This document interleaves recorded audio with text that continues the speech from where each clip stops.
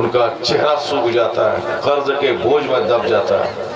جو پھوس کے گھر میں رہے، زمین پر بیٹھ کے اللہ کا ذکر کرے، 3 دن کا فاقہ گھر میں کیوں نہ ہو، بادشاہوں جیسا سکون اللہ اس کو عطا فرما دیتا ہے۔ سچی خوشی زمین میں ملتی ہے، سچی خوشی غریبی میں ملتی ہے، مالداری نہیں۔ سچی خوشی جھوپڑی میں رہتی ہے، محل میں نہیں۔ سچی خوشی گاؤں دیہات میں رہتی ہے، شہر میں نہیں۔ سچی خوشی سمپل بھات اور دال میں رہتی ہے، بریانی میں نہیں۔ جو لوگ بریانی کھاتے ہیں وہ عالم مرادآبادی بریانی گھر میں کبھی کبھار کھاتے ہیں تو ٹھیک ہے، لیکن جو بار بار کھاتے ہیں ان کا پیٹ ہی خراب ہو جاتا ہے۔ جو آدمی زیادہ کھاتے ہیں ان کا پیٹ خراب ہوتا ہے، جو زیادہ بھوکا رہتے ہیں ان کا سینہ روشن ہو جاتا ہے۔ اور آقا علیہ السلام کی حدیث پڑھ کے میں اس بات کو اور کمپلیٹ کر دیتا ہوں کہ حضور نے جو کچھ کہا سچ کہا، ایسا کہا کہ ہم جیسے غریبوں کو مسرت کے مارے مچل جانا چاہیے کہ میرے مصطفیٰ نے ہم غریبوں کے حق میں کیا بشارت سنا دی۔ سبحان اللہ۔ حدیث پاک غور سے سنیے حضور نے کیا فرمایا۔ آقا فرماتے ہیں کہ الا اخبرکم باہل جنہ، کیا میں تمہیں جنت والوں کی خبر دے دوں کہ جنت کون لوگ جائیں گے؟ جنتیوں کی خبر میں دے دوں جنتی کیسے ہوتے ہیں اور جنت کون لوگ جائیں گے، چونکہ جنت ہی مقصد حیات ہے۔ ساری عبادتوں، ریاضتوں، خانقاہوں، مسجدوں، مدرسوں کے قیام سب کا ایک ہی مقصد ہے کہ مرنے کے بعد اللہ جنت دے، اور وہی اسی جنت کے لیے آدمی 80 سال کا سجدہ، مجاہدہ، ریاضت، عبادت، عالم بننا، رات بھر نفل پڑھنا، روزہ رکھنا، حج کرنا، زکوٰۃ دینا، یہ ساری عبادتیں اس لیے تاکہ جنت مل جائے۔ اب جنت کون لوگ جائیں گے؟ وہ تو سب لوگ بولتے ہیں کہ میں ڈی ایم بن جاؤں۔ جو بھی اپنے بچے کو اسکول میں پڑھاتا ہے وہ سب سمجھتا ہے میرا بچہ ڈی ایم بن جائے، لیکن ڈی ایم کروڑوں میں کوئی بچہ بنتا ہے، لاکھوں میں کوئی بنتا ہے، سب نہیں بنتا ہے۔ 10 لاکھ روپے مہینہ کمانے والا شاندار ITI ڈگری ہولڈر، اچھا بڑا انجینئر، لاکھوں میں کوئی بنتا ہے۔ وہ جھولا چھاپ انجینئر تو ہر گھر میں مل جاتا ہے آج کل۔ جس کو فیکٹری میں نوکری نہ ملے اور لوٹ کے واپس گھر آ جائے اور گھر میں بولے کہ مسلمان کو نوکری نہیں ملتی ہے، یعنی اب اپنی کمزوری پہ پردہ ڈالنے کے لیے کچھ تو بولنا پڑے گا۔ ناچ نہ جانے آنگن ٹیڑھا، وہ بولتا ہی ہے۔ اب مسلمان کو نوکری نہیں ملتی۔ ایک مسلمان بنگلور میں 10 لاکھ روپے مہینہ کماتا ہے ہندوؤں کی فیکٹری میں، ہندوؤں کی کمپنی میں 10 لاکھ روپے مہینہ کماتا ہے۔ ظاہر سے بات ہے اتنا ٹیلنٹ ہے۔ ایک ہمارا ملنے والا کا ایک اسمبلی کا لڑکا تھا، وہ IAS کی تیاری کر رہا تھا، 2 بار ایگزام دیا نہیں پاس کیا، PT نکال لیتا، مین سے نکال لیتا، اورل میں چھٹ جاتا تھا۔ وہ چھٹ تو گیا، لیکن ایک حیدرآباد کے ایک بڑے انسٹیٹیوٹ سے میتھمیٹکس کے پروفیسر کی جگہ کے لیے ویکنسی نکلی، انہوں نے انٹرویو دیا، سلیکشن ہو گیا۔ اور قابلیت کبھی رائے گاہ نہیں جاتی ہے۔ IAS نہیں بنا، وہ پروفیسر بنا، DM بنتا تو 2 لاکھ مہینہ کماتا، اور ابھی میتھمیٹکس کا ٹیچر بن کے 15 لاکھ روپے مہینہ کما رہا ہے۔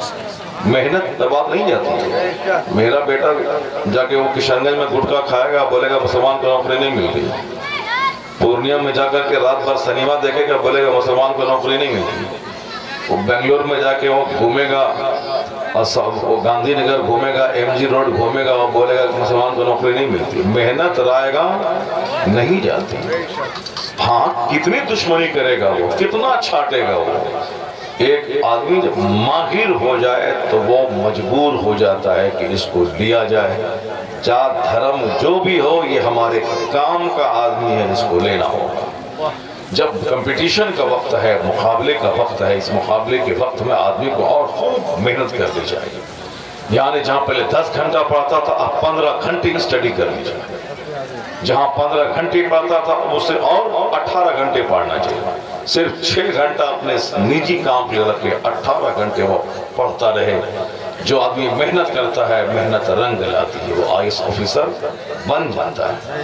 تو میں کہہ رہا تھا کہ کوئی بنتا ہے، پڑھتے تو سب لوگ ہیں اسکول میں، 10-10 ہزار بچے اسکول میں ہیں، مگر کوئی ہائی کلاس کا انجینئر بنتا ہے اور کوئی ڈی ایم بنتا ہے۔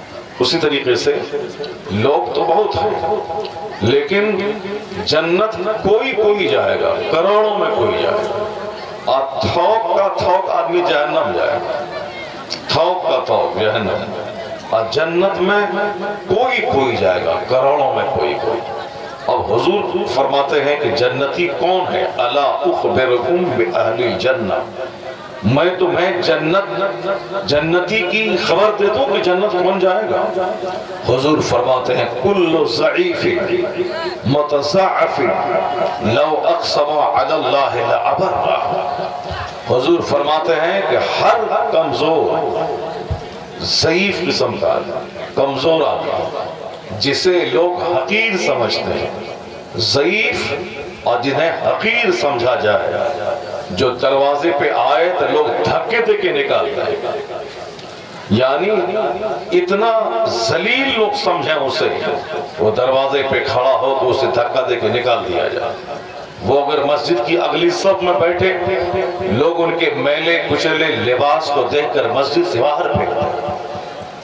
یعنی کل ضعیف متضعف، ہر ضعیف اور جن کو کمزور سمجھا جائے، مگر اللہ کے نزدیک ان کا اتنا بڑا مقام ہوتا ہے، لو اقسم علی اللہ لابرہ، اگر وہ اللہ کے بھروسے قسم کھا لے تو اللہ اس کی قسم پوری کر دیتا ہے، اللہ اس کی قسم پوری کر دیتا ہے۔ اتنا بڑا مقام اللہ کے نزدیک ہوتا ہے۔ بظاہر لباس اچھا نہیں، بظاہر کھانا اچھا نہیں، بظاہر اس کے پاس چپل اچھی نہیں ہے، لیکن عبادت و ریاضت کرتے کرتے اللہ کے ڈر سے سینہ کو اتنا روشن کیا، اتنا سجدہ کیا، اس قدر آنسو بہاتا ہے کہ گھر میں فاقہ ہے، ٹٹی ٹوٹی ہوئی ہے، چھپر پہ گھاس نہیں ہے، لوگ اسے حقیر اور ذلیل سمجھتے ہیں۔ مصطفیٰ کہتے ہیں کہ ایسے ہی لوگ جنتی ہیں اور ایسے لوگوں سے جنت بھری ہے۔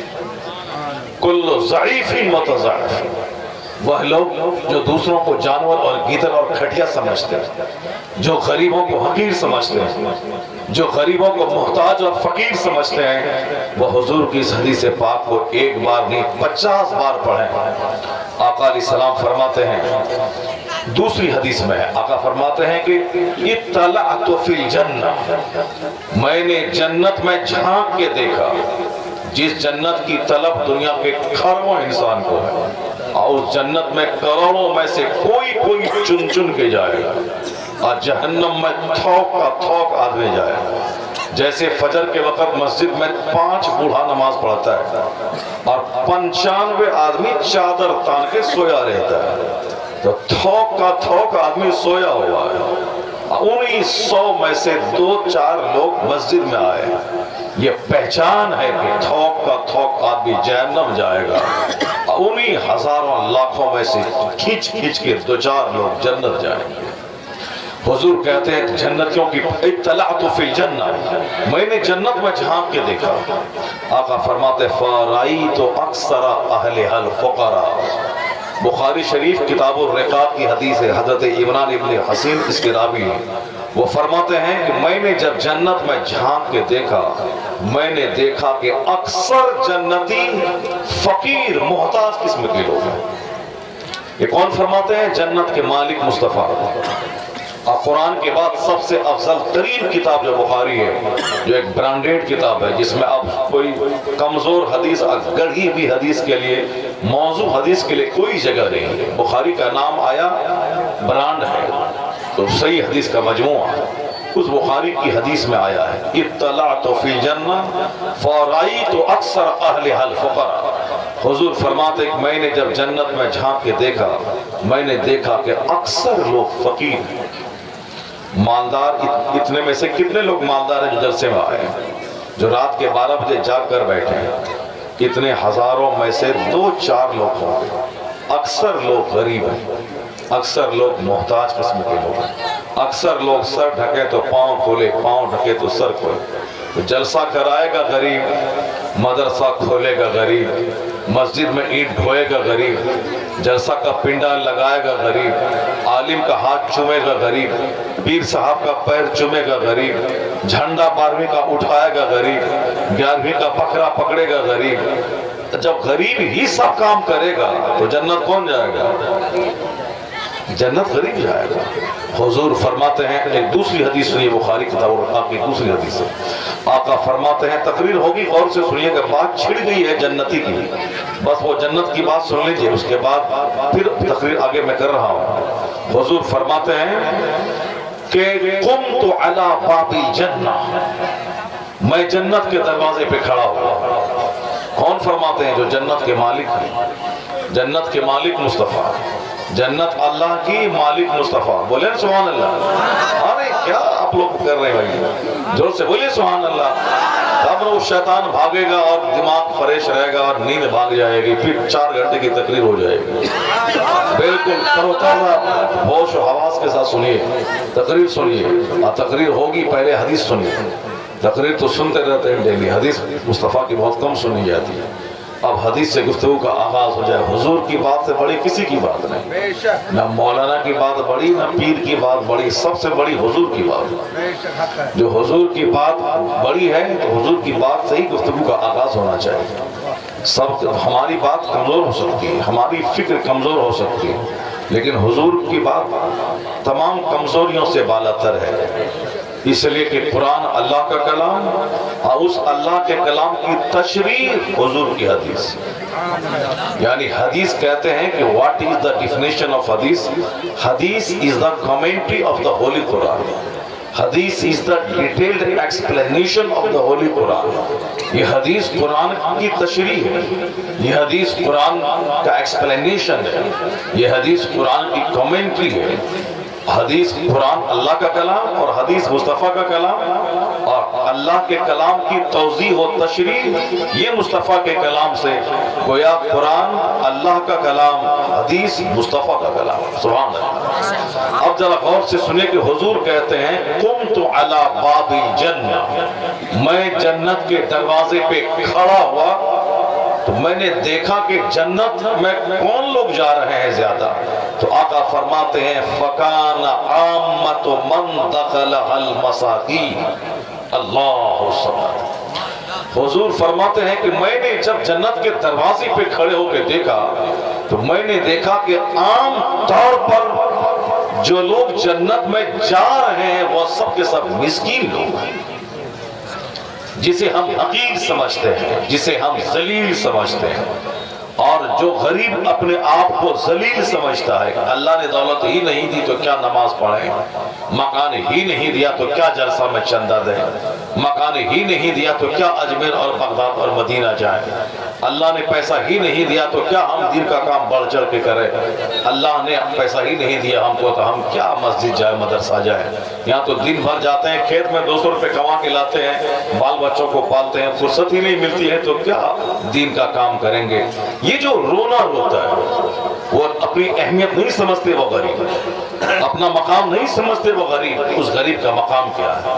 آقا فرماتے ہیں کہ جنتی اکثر مسکین ہوں گے، جنتی اکثر فقیر قسم کے لوگ ہوں گے، وہ فقیر نہیں وہ سرجا پور والا فقیر، وہ جو مرنے کے بعد اس کو بلا لیا اور کھایا بھی اتنا پوٹلی باندھ کے بھی لے گیا اور پیسہ بھی لیا جا کے شراب پیا وہ گیا پیا، نہیں، وہ فقیر جس کی ظاہری حالت کمزور ہے، خودداری کی وجہ سے لوگوں کے سامنے دستے سوال دراز نہیں کرتا ہے، وہ فقیر جن کے گھر میں فاقہ ہے لیکن وہ مانگتا نہیں، وہ فقیر جن کو کوئی مصروفیت، دنیا کا کوئی انگیجمنٹ، دنیا کا کوئی بھی غم نماز چھوڑوا نہ سکے، جو دن میں لوگ دیکھیں تو کہیں کہ یہ بہت بڑا دنیا دار ہے، لیکن جب رات مصلی پہ کھڑے ہو تو ایک سجدے میں ساری رات اثر ہو جائے، وہ فقیر جس کے کپڑے میں 50 پیبند لگے ہوئے، وہ فقیر جو ننگا چلتا ہو، جن کے پاس چپل اور جوتا نہیں، پیسے نہیں ہیں،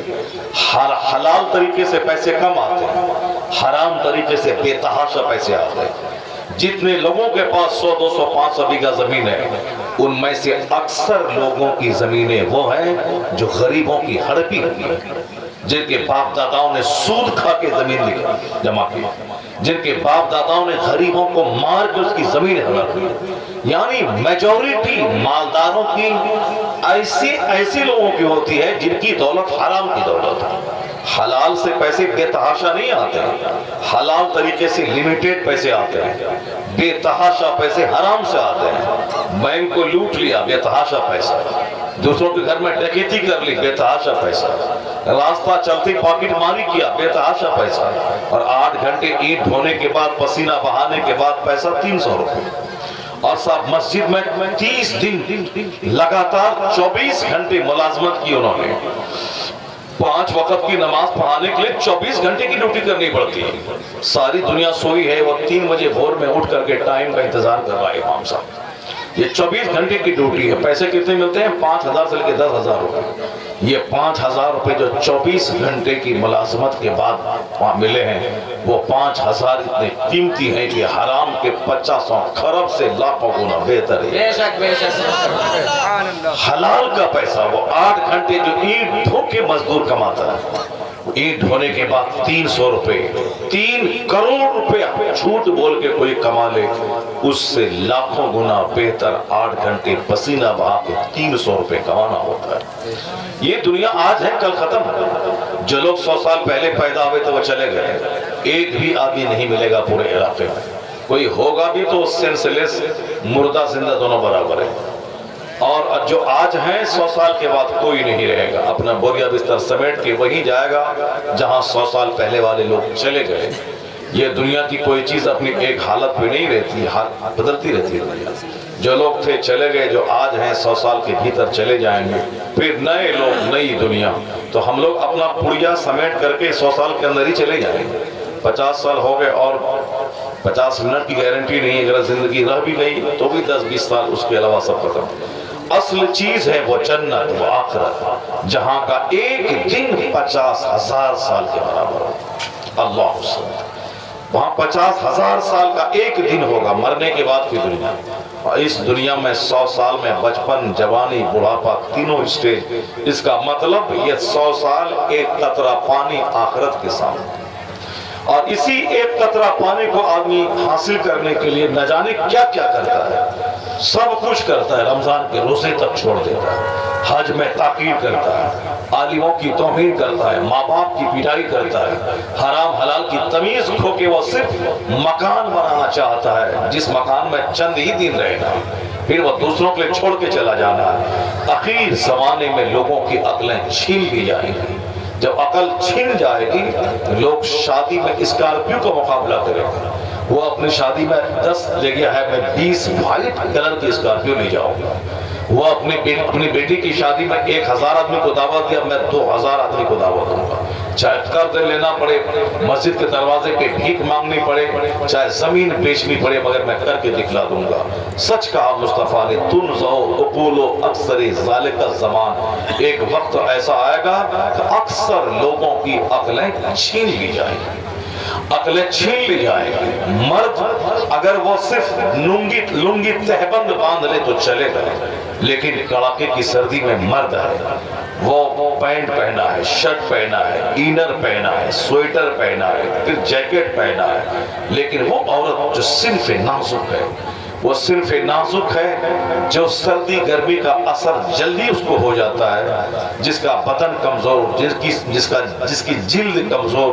اب وہ کمزور جنس ہے. کڑاکے کی سردی میں وہ اپنے سر پہ مفلر، اسکارف نہیں لگاتی ہے تاکہ میک اپ بگڑ نہ جائے. کڑاکے کی سردی میں جھلس رہی ہے، مگر وہ اپنے کپڑے کی نمائش کی خاطر موٹی چادر اوپر سے اوڑھ رہی ہے. یہ مرد ہے، پینٹ کوٹ سب پہنا ہے، اور وہ صنف نازک ایک بالکل پتلا سا دوپٹہ اوڑھ کر وہ کھڑی ہے، صرف اس لیے کہ ان کا میک اپ چہرے کا بگڑنے نہیں پائے، ان کے سر کے بال ڈھکنے نہیں پائے، ان کی گردن، ان کی پیٹھ کا حصہ چھپنے نہیں پائے، ان کی کلائی، ان کی پنڈلی ڈھکنے نہیں پائے. سچ کہا مصطفیٰ نے، اکثر لوگوں کی عقلیں چھین لی جائیں. شادی میں مقابلہ، گاڑی کا مقابلہ، ختنہ میں 10-10 لاکھ روپے، عقیقہ میں 15-15 لاکھ روپے، اپنے بیٹے کے برتھ ڈے پہ لاکھوں لاکھ روپے، پڑوس میں غریب چچیرا بھائی دوائی کے ترس رہا، پیسے نہیں، باپ ترس رہے پیسے نہیں، اپنا قریبی رشتہ دار کئی دن سے فاقہ ہے، اس کے لیے پیسے نہیں، اور نمائش کے لیے پیسے ہیں۔ سچ کہا مصطفیٰ نے، اخیر زمانے میں لوگوں کی عقلیں چھین لی جائیں گی۔ لوگ کہتے ہیں ترقی ہو گئی، لوگ کہتے ہیں ڈیولپمنٹ ہو گیا، یہ ترقی ہو گئی۔ لڑکی سے لباس اتروا کے چڈی پہنا دیا، ترقی ہو گئی۔ ان کے بدن سے لمبا لباس چھین کر اسے بیلوج پہنا دیا گیا، ترقی ہو گئی۔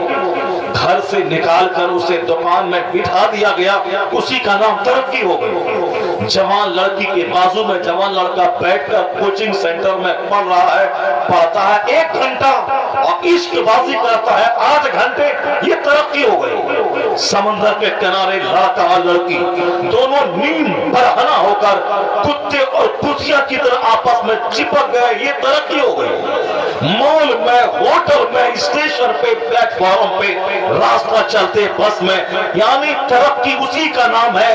عورتوں کا لباس چھین لیا جائے، عورتوں کو اسکول میں، کالج میں، دکان میں، گاڑی میں، ہر جگہوں پہ بٹھا کے مردوں کی آنکھ سیکنے کا ذریعہ اس کو بنا دیا جائے، وہی ڈیولپمنٹ ہو گیا۔ اس ڈیولپمنٹ پہ ہزاروں تھوک دیا جائے، پیشاب کر دیا جائے، اور آبرو کو نیلام کر کے ترقی کا نام دیا ہے۔ ایسی مغربی تہذیب پہ ہزار لعنت۔ اصل میں ترقی وہ ہے کہ مرد کو اس کا حق دیا جائے، عورتوں کو اس کا تحفظ دیا جائے۔ بے شک، سبحان اللہ، اللہ اکبر، نعرہ تکبیر، نعرہ رسالت، مسلک اعلی حضرت خلیفہ حضور تاج الشریعہ حضرت علامہ حضور نے فرمایا اخیر زمانے میں اکثر لوگوں کی عقلیں چھین لی جائیں گی۔ عقل جب چھن جائے گی یہی سارے کارنامے ہوں گے، اور اسی کا نام ڈیولپمنٹ دیا جائے گا۔ ڈیولپمنٹ وہ نہیں ہے، تنزلی ہے۔ قیامت کے قریب دنیا جا رہی ہے، وناش کے قریب دنیا جا رہی ہے، اور اللہ رب العزت نے بندوں کو جو سزا دی ہے وہ تو اس سے بھی بڑی سزا کا مستحق تھا۔ یہ بندہ، یہ کورونا بیٹا دیکھتا ہے کہ ماں تڑپ رہی ہے اس مرض میں، قریب نہیں جاتا، جائے گا سنکرمت ہو جائے گا۔ 5 سال کا بیٹا اگر گرست اس مرض میں گرفتار ہو گیا تو ماں روتی ہے، سینہ پیٹتی ہے، ان کے قریب نہیں جاتی ہے، چونکہ یہ اس سے پوزیٹیو ہو جائے گی، سنکرمت ہو جائے گی۔ ایسی دردناک موت آئی لوگوں کو۔ 18 لاکھ سے زیادہ لوگ اب تک مر چکے ہیں، اگر یہ رپورٹ صحیح ہے، اور ممکن ہے کہ 2021 پورا اسی میں الجھے گا، اور کروڑ سے زیادہ لوگ اس مرض میں گرفتار ہو کے ممکن ہے کہ دنیا سے چلے جائیں۔ ہمارے گھر سے لاش نہیں نکلی، اس لیے ہم کو اندازہ نہیں کہ کورونا ہے کہ نہیں ہے، لیکن جن کے گھر سے 3 لاشیں نکلی، جن کے جنازے کی نماز میں کوئی نہیں گیا، جن کو دور سے ہی رسی میں باندھ کے دھکیل کر قبر میں ڈال دیا گیا، ان لوگوں سے پوچھے کہ کیا درد ہے، کیا پریشانیاں ہیں۔ البتہ مبتلا ساری دنیا ہوئی اس میں، کورونا نہیں آیا، کورونا کا اثر آیا، لاک ڈاؤن ہوا، دکان بند رہی، کارخانے بند رہے، ہوائی جہاز کے لاکھوں روپے کے ٹکٹ کینسل ہو گئے۔ 1 مہینے کا سفر تھا، 20 مارچ سے لے کر کے رمضان شروع ہونے تک ہم لوگوں نے جیسے کمزور آدمی کے نہ جانے کتنے ہزار کے ٹکٹ تھے، یہاں آج یہاں کل وہاں، وہ سب بنائے گئے۔ جو 50 کروڑ روپے کی لاگت سے فیکٹری بنائی، 1 اپریل سے اس کی اوپننگ ہونے والی تھی، 24 مارچ کو لاک ڈاؤن ہو گیا۔ اب وہ بینک کا لون ہر مہینے بھرنا ہے، پروڈکشن بند ہے، بزرگ زہر کھا کے مر رہے ہیں۔ اثر تو ہوا، لوگ مرے نہیں، جو بچ گئے، لیکن اثر اس کا آج تک ہے، اور کل بھی رہے گا، بہت دنوں تک اثر رہے گا۔ دنیا کے پاؤں میں بیڑی ڈال دی گئی۔ ہوائی جہاز جو ایئرپورٹ کبھی 24 گھنٹے میں کبھی پھیکا جس کا رنگ نہیں ہوتا تھا، کئی مہینے تک لاک ڈاؤن رہا، یہ ساری فلائٹیں بند رہی۔ ٹرین ریلوے اسٹیشن پہ کتا وہاں جا کے بھونک رہا، دلی چل رہی اور اسٹیشن پہ سناٹا جاری۔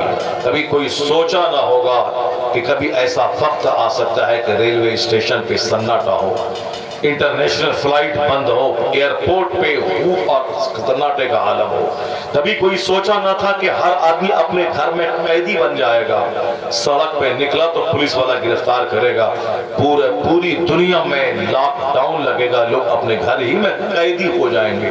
کبھی کوئی نہیں سوچا تھا، چونکہ پہلی بار دنیا میں ایسا ہوا کہ لوگ اپنے اپنے گھر میں قید ہو کے لاک ڈاؤن ہو گئے. پہلی بار ایسا ہوا. لوگ کہتے ہیں ایسا کیوں ہوا؟ میں کہتا ہوں ایسا کیوں نہیں ہوگا. اللہ رب العزت نے اس دنیا کو پیدا کیا ہے. حسین جمیل دنیا اللہ کی خوبصورت دنیا. ندی ہے، نالا ہے، جھرنا ہے، ڈیزرٹ ہے، ماؤنٹین ہے، ریور ہے، باغ گارڈن ہے، پارک ہے. کیا نہیں ہے اس دنیا میں؟ اس دنیا میں سیب ہے، سنترا ہے، انار ہے، ناشپاتی ہے، امرود ہے.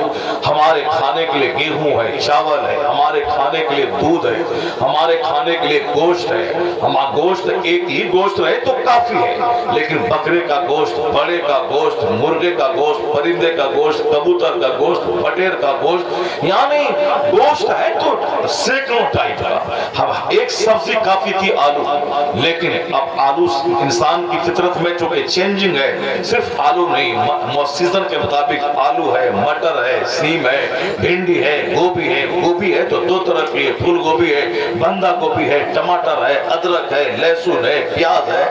اس پیاز لہسن ہی کافی ہے، لیکن ادھر ہلدی ہے، زیرہ مرچ ہے، لال مرچ ہے، کالی مرچ ہے. دودھ ہی کافی ہے، لیکن بکری کا دودھ ہے، گائے کا دودھ ہے، بھینس کا دودھ ہے.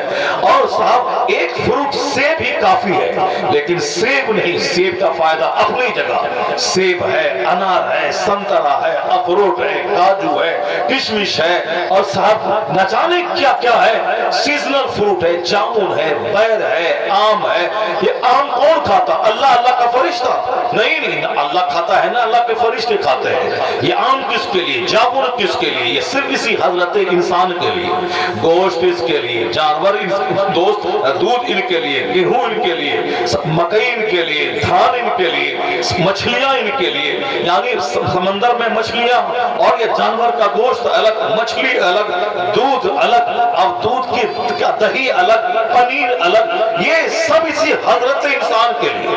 دہی کھاؤ، دودھ کھاؤ، پنیر کھاؤ، بٹر کھاؤ، ملائی کھاؤ، قیمہ کھاؤ، شامی کھاؤ، ٹکیا کھاؤ، بڑا کھاؤ، بکرا کھاؤ، مرغی کھاؤ، بٹیر کھاؤ، سیم کھاؤ، کدو کھاؤ، لیمو کھاؤ، ادرک کھاؤ، سب کھاؤ. زمین میری، ساری نعمتیں تمہارے لیے، اور تمہارا ایک ہی کام ہے سب کھانا. اور اس پیشانی کا سودا مت کرنا. اس پیشانی کو یہ نعمتیں دینے والے خالق کے سامنے جھکاتے رہنا. ساری نعمت تمہارے لیے اور تم میری عبادت کے لیے.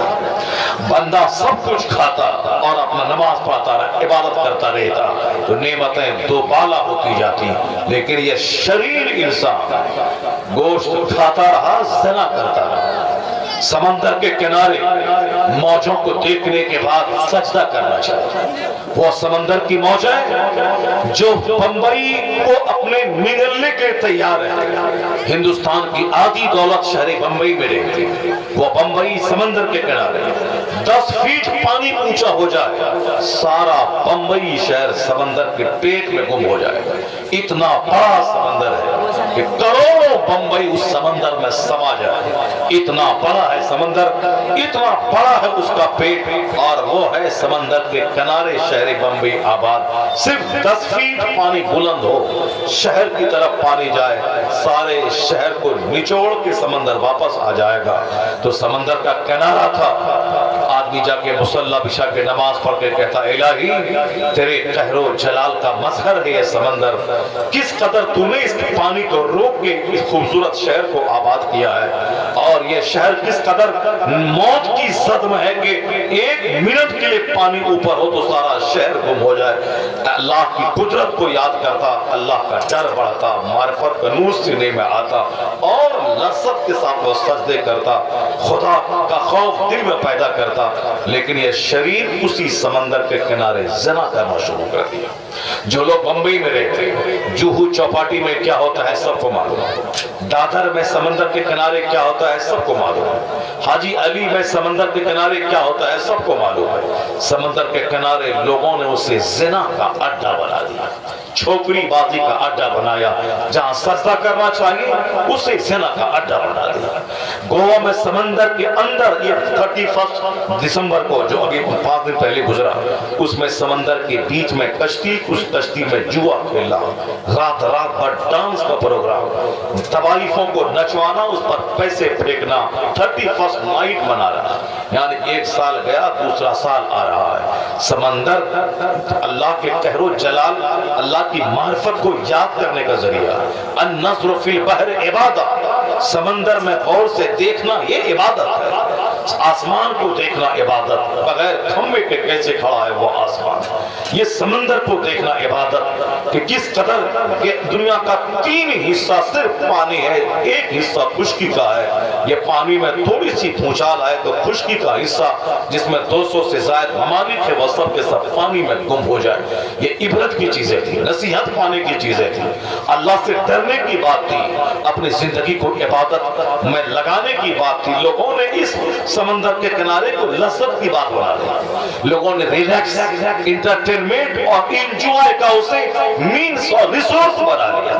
گوا سمندر کے کنارے زناکاری کا اڈا، بمبئی زناکاری کا اڈا، یہ کولمبو، یعنی کولمبو نہیں کاٹمانڈو، یہ نیپال کی راجدھانی، ہل اسٹیشن، پہاڑ پہ شہر آباد ہے۔ نیچے اپریل اور مئی میں بدن جلتا ہے، اوپر میں کمبل اوڑھ کے لوگ سوتے ہیں۔ اسے تو جب وہاں چڑھنے کے بعد جب برفیلی ہوا آتی تو چاہیے تھا سجدہ ریز لوگ ہو جاتا۔ الہی اسی موسم میں یہ نیچے بدن جل رہا ہے، یہاں کمبل اوڑھ کے لوگ سوئے۔ الہی کیسا تو نے موسم بنایا، کیسی تو نے دنیا بنائی، کیسی نرالی ہے تیری دنیا، کیسا نرالا ہے تیرا بنایا ہوا موسم، کیسے ہیں حالات، وہاں بدن جلے یہاں کمبل اوڑھ کے سوئے۔ الہی تیری قدرت کو سلام، یعنی وہ یاد کرتا، اللہ کی قدرت پہ غور کرتا، خوب اللہ کی معرفت کا نور حاصل کرتا۔ لیکن اس شریر انسان نے کیا کیا؟ اسی کاٹمانڈو کو انہوں نے زناکاری کا شہر بنا دیا، ہوٹلوں کا شہر بنا دیا، جہاں ڈانس کے نام پہ، زنا کے نام پہ کروڑوں روپے ایک رات میں لوگ پھونک کر کے چلے آتے تھے۔ وہ کاٹمانڈو شہر، یہ دارجلنگ بازو میں ہے آپ کے، وہ دارجلنگ اوپر میں برف ہے، نیچے بدن جل رہا ہے۔ اب وہ دارجلنگ پہ جا کے دیکھیں ہوٹلوں کا شہر، کیا ہو رہا ہے، کیا مستیاں ہو رہی ہیں وہاں، کیا کارنامے انجام دیے جا رہے ہیں۔ کشمیر جائیں، ڈل جھیل، یعنی جھیل میں کشتی، اس کشتی میں گھر، وہاں جا کے دیکھیں کیا دھمال مچ رہا ہے۔ یعنی سری نگر جو جموں کشمیر کی راجدھانی ہے، اس سری نگر کے دل میں قلب شہر میں اتنی بڑی جھیل، جو ہندوستان کی سب سے بڑی جھیل، آپ دیکھیں تو دنگ رہ جائیں۔ اس جھیل میں کشتی، اس کشتی میں شادی شدہ نئے جوڑے بھی اور ایسے بھی کنوارے جوڑے بھی، نہ جانے کیا کیا اس جھیل کے اندر کرتے ہیں۔ وہ پارک، نشاد باغ، شالیمار باغ، اننت ناگ زعفران کا علاقہ، وہاں جا کے دیکھیں تو قدرتی مناظر دیکھتا رہ جائے۔ اخروٹ کی کھیتی، زعفران کی کھیتی، سیب کے درخت، سروں کے درخت، یعنی حسن و جمال سے سجا جسے لوگ اس دھرتی کی جنت لوگ کہتے ہیں۔ اب جا کے دیکھ لیں وہاں کیا ہوتا ہے، کشمیر میں ڈل جھیل کے کنارے کیا ہوتا ہے، شالیمار باغ میں کیا ہوتا ہے، نشاد باغ میں کیا ہوتا ہے۔ یہ کلکتہ وکٹوریا پارک ایک بار میں گیا تھا وہاں، آج سے یہ 25-30 سال پہلے کی بات ہے۔ جب میں گیا 30 سال پہلے، اس وقت میں نے دیکھا کہ وہاں اس طرح گھناؤنے مناظر، دن کے اجالے میں پارک کے چاروں طرف سڑکیں ہیں، ہزاروں کاریں دوڑ رہی ہیں، بالکل باؤنڈری ہے، وہ باؤنڈری مکمل پختہ باؤنڈری نہیں بلکہ نظر آنے والی باؤنڈری اندر کی، اور اس ادھر سڑک ہے، ادھر نئے جوڑے ایک دوسرے سے چپکے ہوئے بیٹھے ہیں، جیسے کوئی کتیا سے کوئی کتا جوڑا کھاتا ہو، ایسے لوگ بیٹھے ہوئے ہیں۔ شرم، غیرت اور حیا سب کا جنازہ اٹھ گیا۔ اے نئی تہذیب تیرے سر ہی اس کا خون ہے۔ وہ گارڈن اسی لیے تھا، زنا کا اڈا بنا دے، اسی لیے تھا کہ گاڑی کمائی کر کے شراب پیے، شراب کی دکانیں آباد ہو جائے، دودھ کم پڑ جائے، شراب سستی ہو جائے۔ اس قدر لوگ شراب کی دکان پہ لائن آئے شام کے ٹائم میں، یہ گاڑی کمائی شراب میں نظر ہو جائے۔ ماں باپ تڑپے گوا کے شراب اور تاریخ خانے آباد، گرمی کے موسم میں تاریخ خانے آباد. لوگوں نے اللہ کی خوبصورت دنیا کو تاریخ سے، شراب سے، زنا سے پاٹ دیا. تو ہونا تو یہی تھا کہ اللہ رب العزت 10 سال 20 سال 50 سال بندوں کو چھوٹ دیتا ہے، اس کے بعد جب پکڑتا ہے تو بندوں کو اس کی اوقات یاد دلا دیتا ہے. اللہ رب العزت کی اس خوبصورت دنیا کو لوگوں نے زنا اور شراب اور ظلم کا جب اڈا بنایا تو اللہ نے لاک ڈاؤن دے کر، اللہ نے کورونا مہاماری دے کر بندوں کو اس کی اوقات بتا دی. یہ تو دنیا کا چھوٹا سا عذاب ہے. وَلَعَذَابُ الْآخِرَةِ أَكْبَرُ، آخرت کا عذاب تو بہت بڑا ہے، اور جو دھواں سے نہیں سنبھلے گا اسے آگ میں جھونک دیا جائے گا. اس لیے کہ جو ہلکے عذاب سے سبق حاصل نہیں کرتا، اللہ بڑا عذاب اس کے لیے تیار کرتے رہتے ہیں. یہ کورونا مہاماری ایک عذاب ہے جو بندوں کی تمام خوشیوں کو مزہ کرکرا کرنے کے لیے، اس کی لذتوں کو پھیکا کرنے کے لیے اس کورونا مہاماری میں سمندر کے کنارے اجڑ گئے. پارک میں کوئی گھومنے والا نہیں، سورت کا طوائف خانہ اجڑ گیا.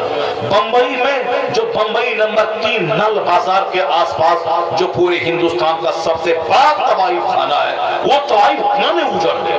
مالیگاؤں ناسک میں جو طوائف خانہ تھا، وہاں کی رنڈیاں ایک ایک وقت کی روٹی کے لیے ترس گئی. خوب مستیاں کی گئی تھی، خوب دھمال مچا تھا، رات رات پر شور شرابہ، شراب پی کے ڈانس چل رہا تھا.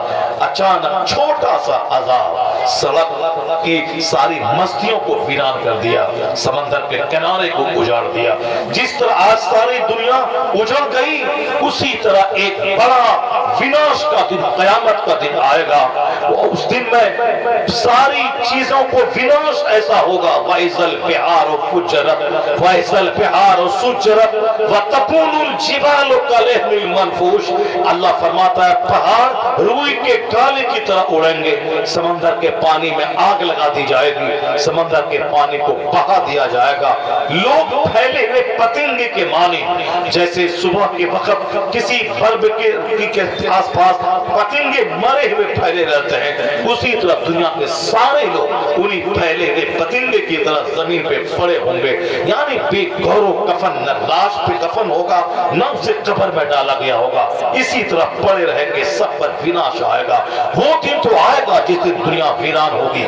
اسی ویرانی کی کہانی یہ کورونا کال میں سڑکیں سنا گئی، سمندر کا کنارہ سنا گیا.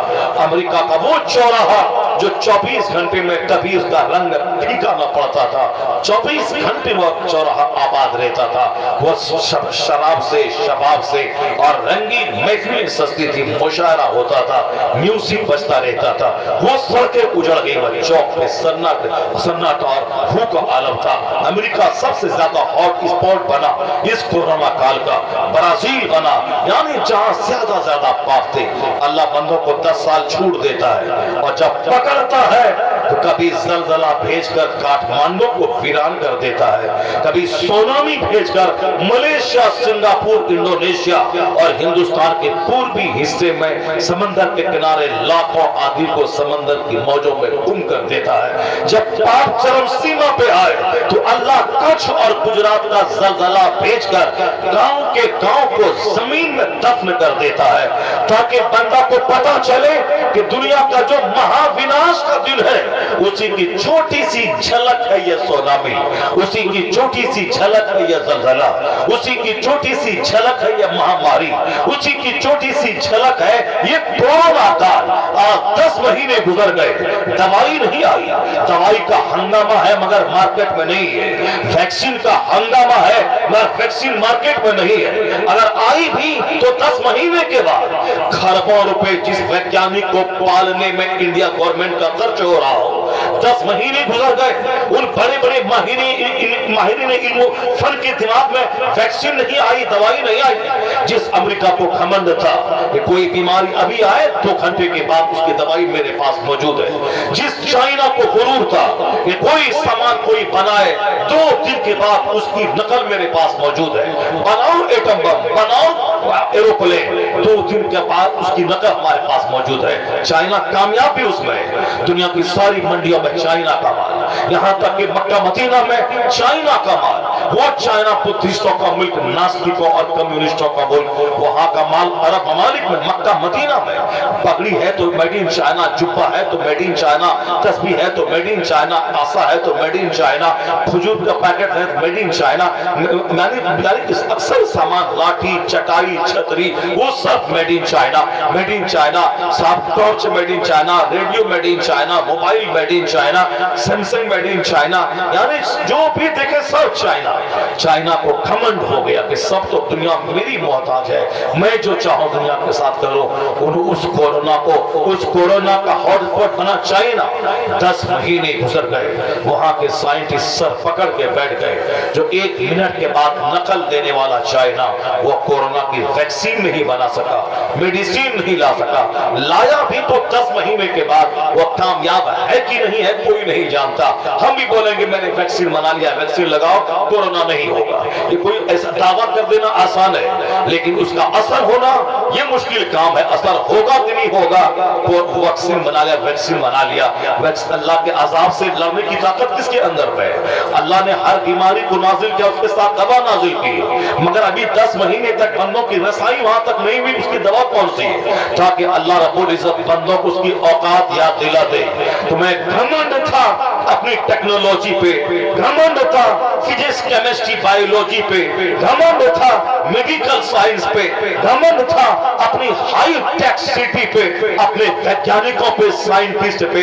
बलाउ साइंटिस्ट को 10 महीने गुजर गए, न इंडिया के वैज्ञानिक के पास दवा है, न अमेरिका के वैज्ञानिक के पास दवा है, न चाइना जापान के वैज्ञानिक के पास दवा है, न ब्राजील, न ब्राजील और न फ्रांस के वैज्ञानिक के पास उसकी दवा है।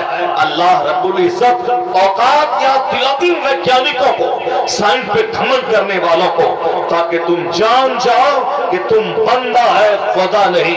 अब बंदा बन के रहना। जो कहता था कि हम ये कर लेंगे वो कर लेंगे, अभी 10 महीने से सर पटक के हो, दवाई नहीं आई, तो अल्लाह ने औकात याद दिला दी कि बंदा है, बंदा बन के रहना। सब कुछ तेरे चाहने से नहीं होता है, वही होता है जो मंजूर खुदा हो। सारी कायनात का मालिक खुदा है, वही ओमनीप्रेजेंट है, उसी के पास सारा इख्तियार है। बंदों को 50 साल अगर कोई बीमारी न आए, इसका ये मतलब नहीं कि अल्लाह नहीं। 50 साल बंदा ज़िना करता रहे, अजाब नहीं आए, इसका ये मतलब नहीं कि अल्लाह नहीं। 50 साल लोग शराब पीते रहे, न सेहत खराब हो न अजाब आए, इसका ये मतलब नहीं कि अल्लाह नहीं। अल्लाह के नजदीक 50 साल आधा सेकंड है, 50 साल छूट देता है। लेकिन जब अल्लाह जालिमों को पकड़ता है तो अल्लाह फरमाता है, अल्लाह जालिमों की बुनियाद काट देता है, उनका नामो निशान मिटा देता है। जुल्म फिर जुल्म है, जब बढ़ता है तो मिट जाता है। नोके खंजर पे जमे या कफे कातिल पे जमे। अल्लाह ने फिरौन की नहीं चलने दिया, अल्लाह ने नमरूद की नहीं चलने दिया, अल्लाह ने हमाम और शद्दाद की नहीं चलने दिया, अल्लाह ने अबू जहल, अबू लहब की नहीं चलने दिया, अल्लाह ने यजीद की नहीं चलने दिया, अल्लाह ने तातारी कुफार की नहीं चलने दिया। अल्लाह छूट देता है, लेकिन पकड़ता है तो सलील चीजों से रुस्वा कर देता है। नमरूद खुदाई का दावा करता था, अल्लाह ने पकड़ा मामूली मच्छर से दुनिया भर के बादशाह को तड़पा तड़पा के मार दिया।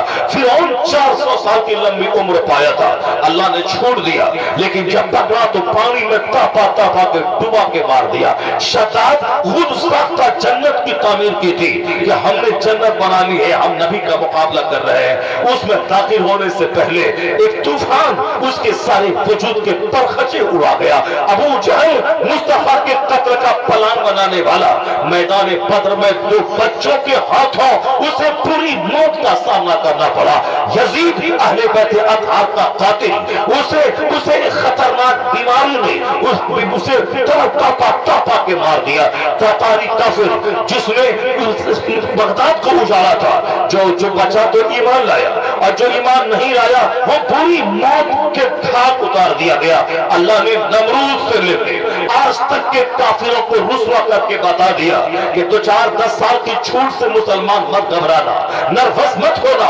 اگر ہم تو 50-50 سال کی چھوٹ دیے، 400 سال کی چھوٹ دی ہے، یہ 10-15 سال سے کیا ہونے والا ہے؟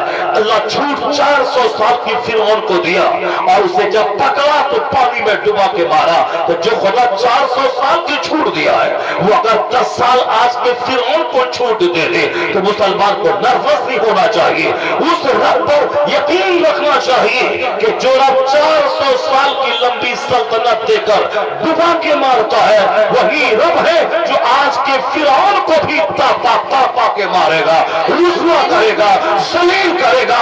اسلام نہ کبھی مرا ہے نہ مرے گا، اسلام کا دشمن مرے گا، اس کی بنیاد کٹے گی، اس کا نام و نشان مٹے گا، دشمن مٹے گا، اسلام ہرا سبحان اللہ سبحان اللہ، نعرہ تکبیر، نعرہ رسالت، جشن فیضان مصطفیٰ، مفتی شہریار خان رضا صاحب قبلہ۔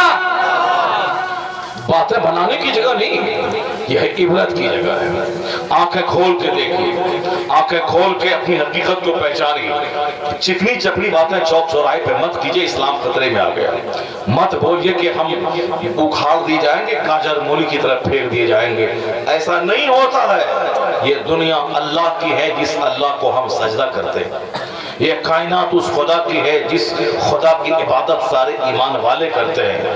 ایسا نہیں ہوتا ہے کہ چھچندر کا پجاری شان سے رہے اب خدا کا پجاری ذلیل ہو جائے، ایسا نہیں ہو کہ بندر کا پجاری شان سے رہے اب خدا واحد کا پرستار رسوا ہو کے ختم ہو جائے۔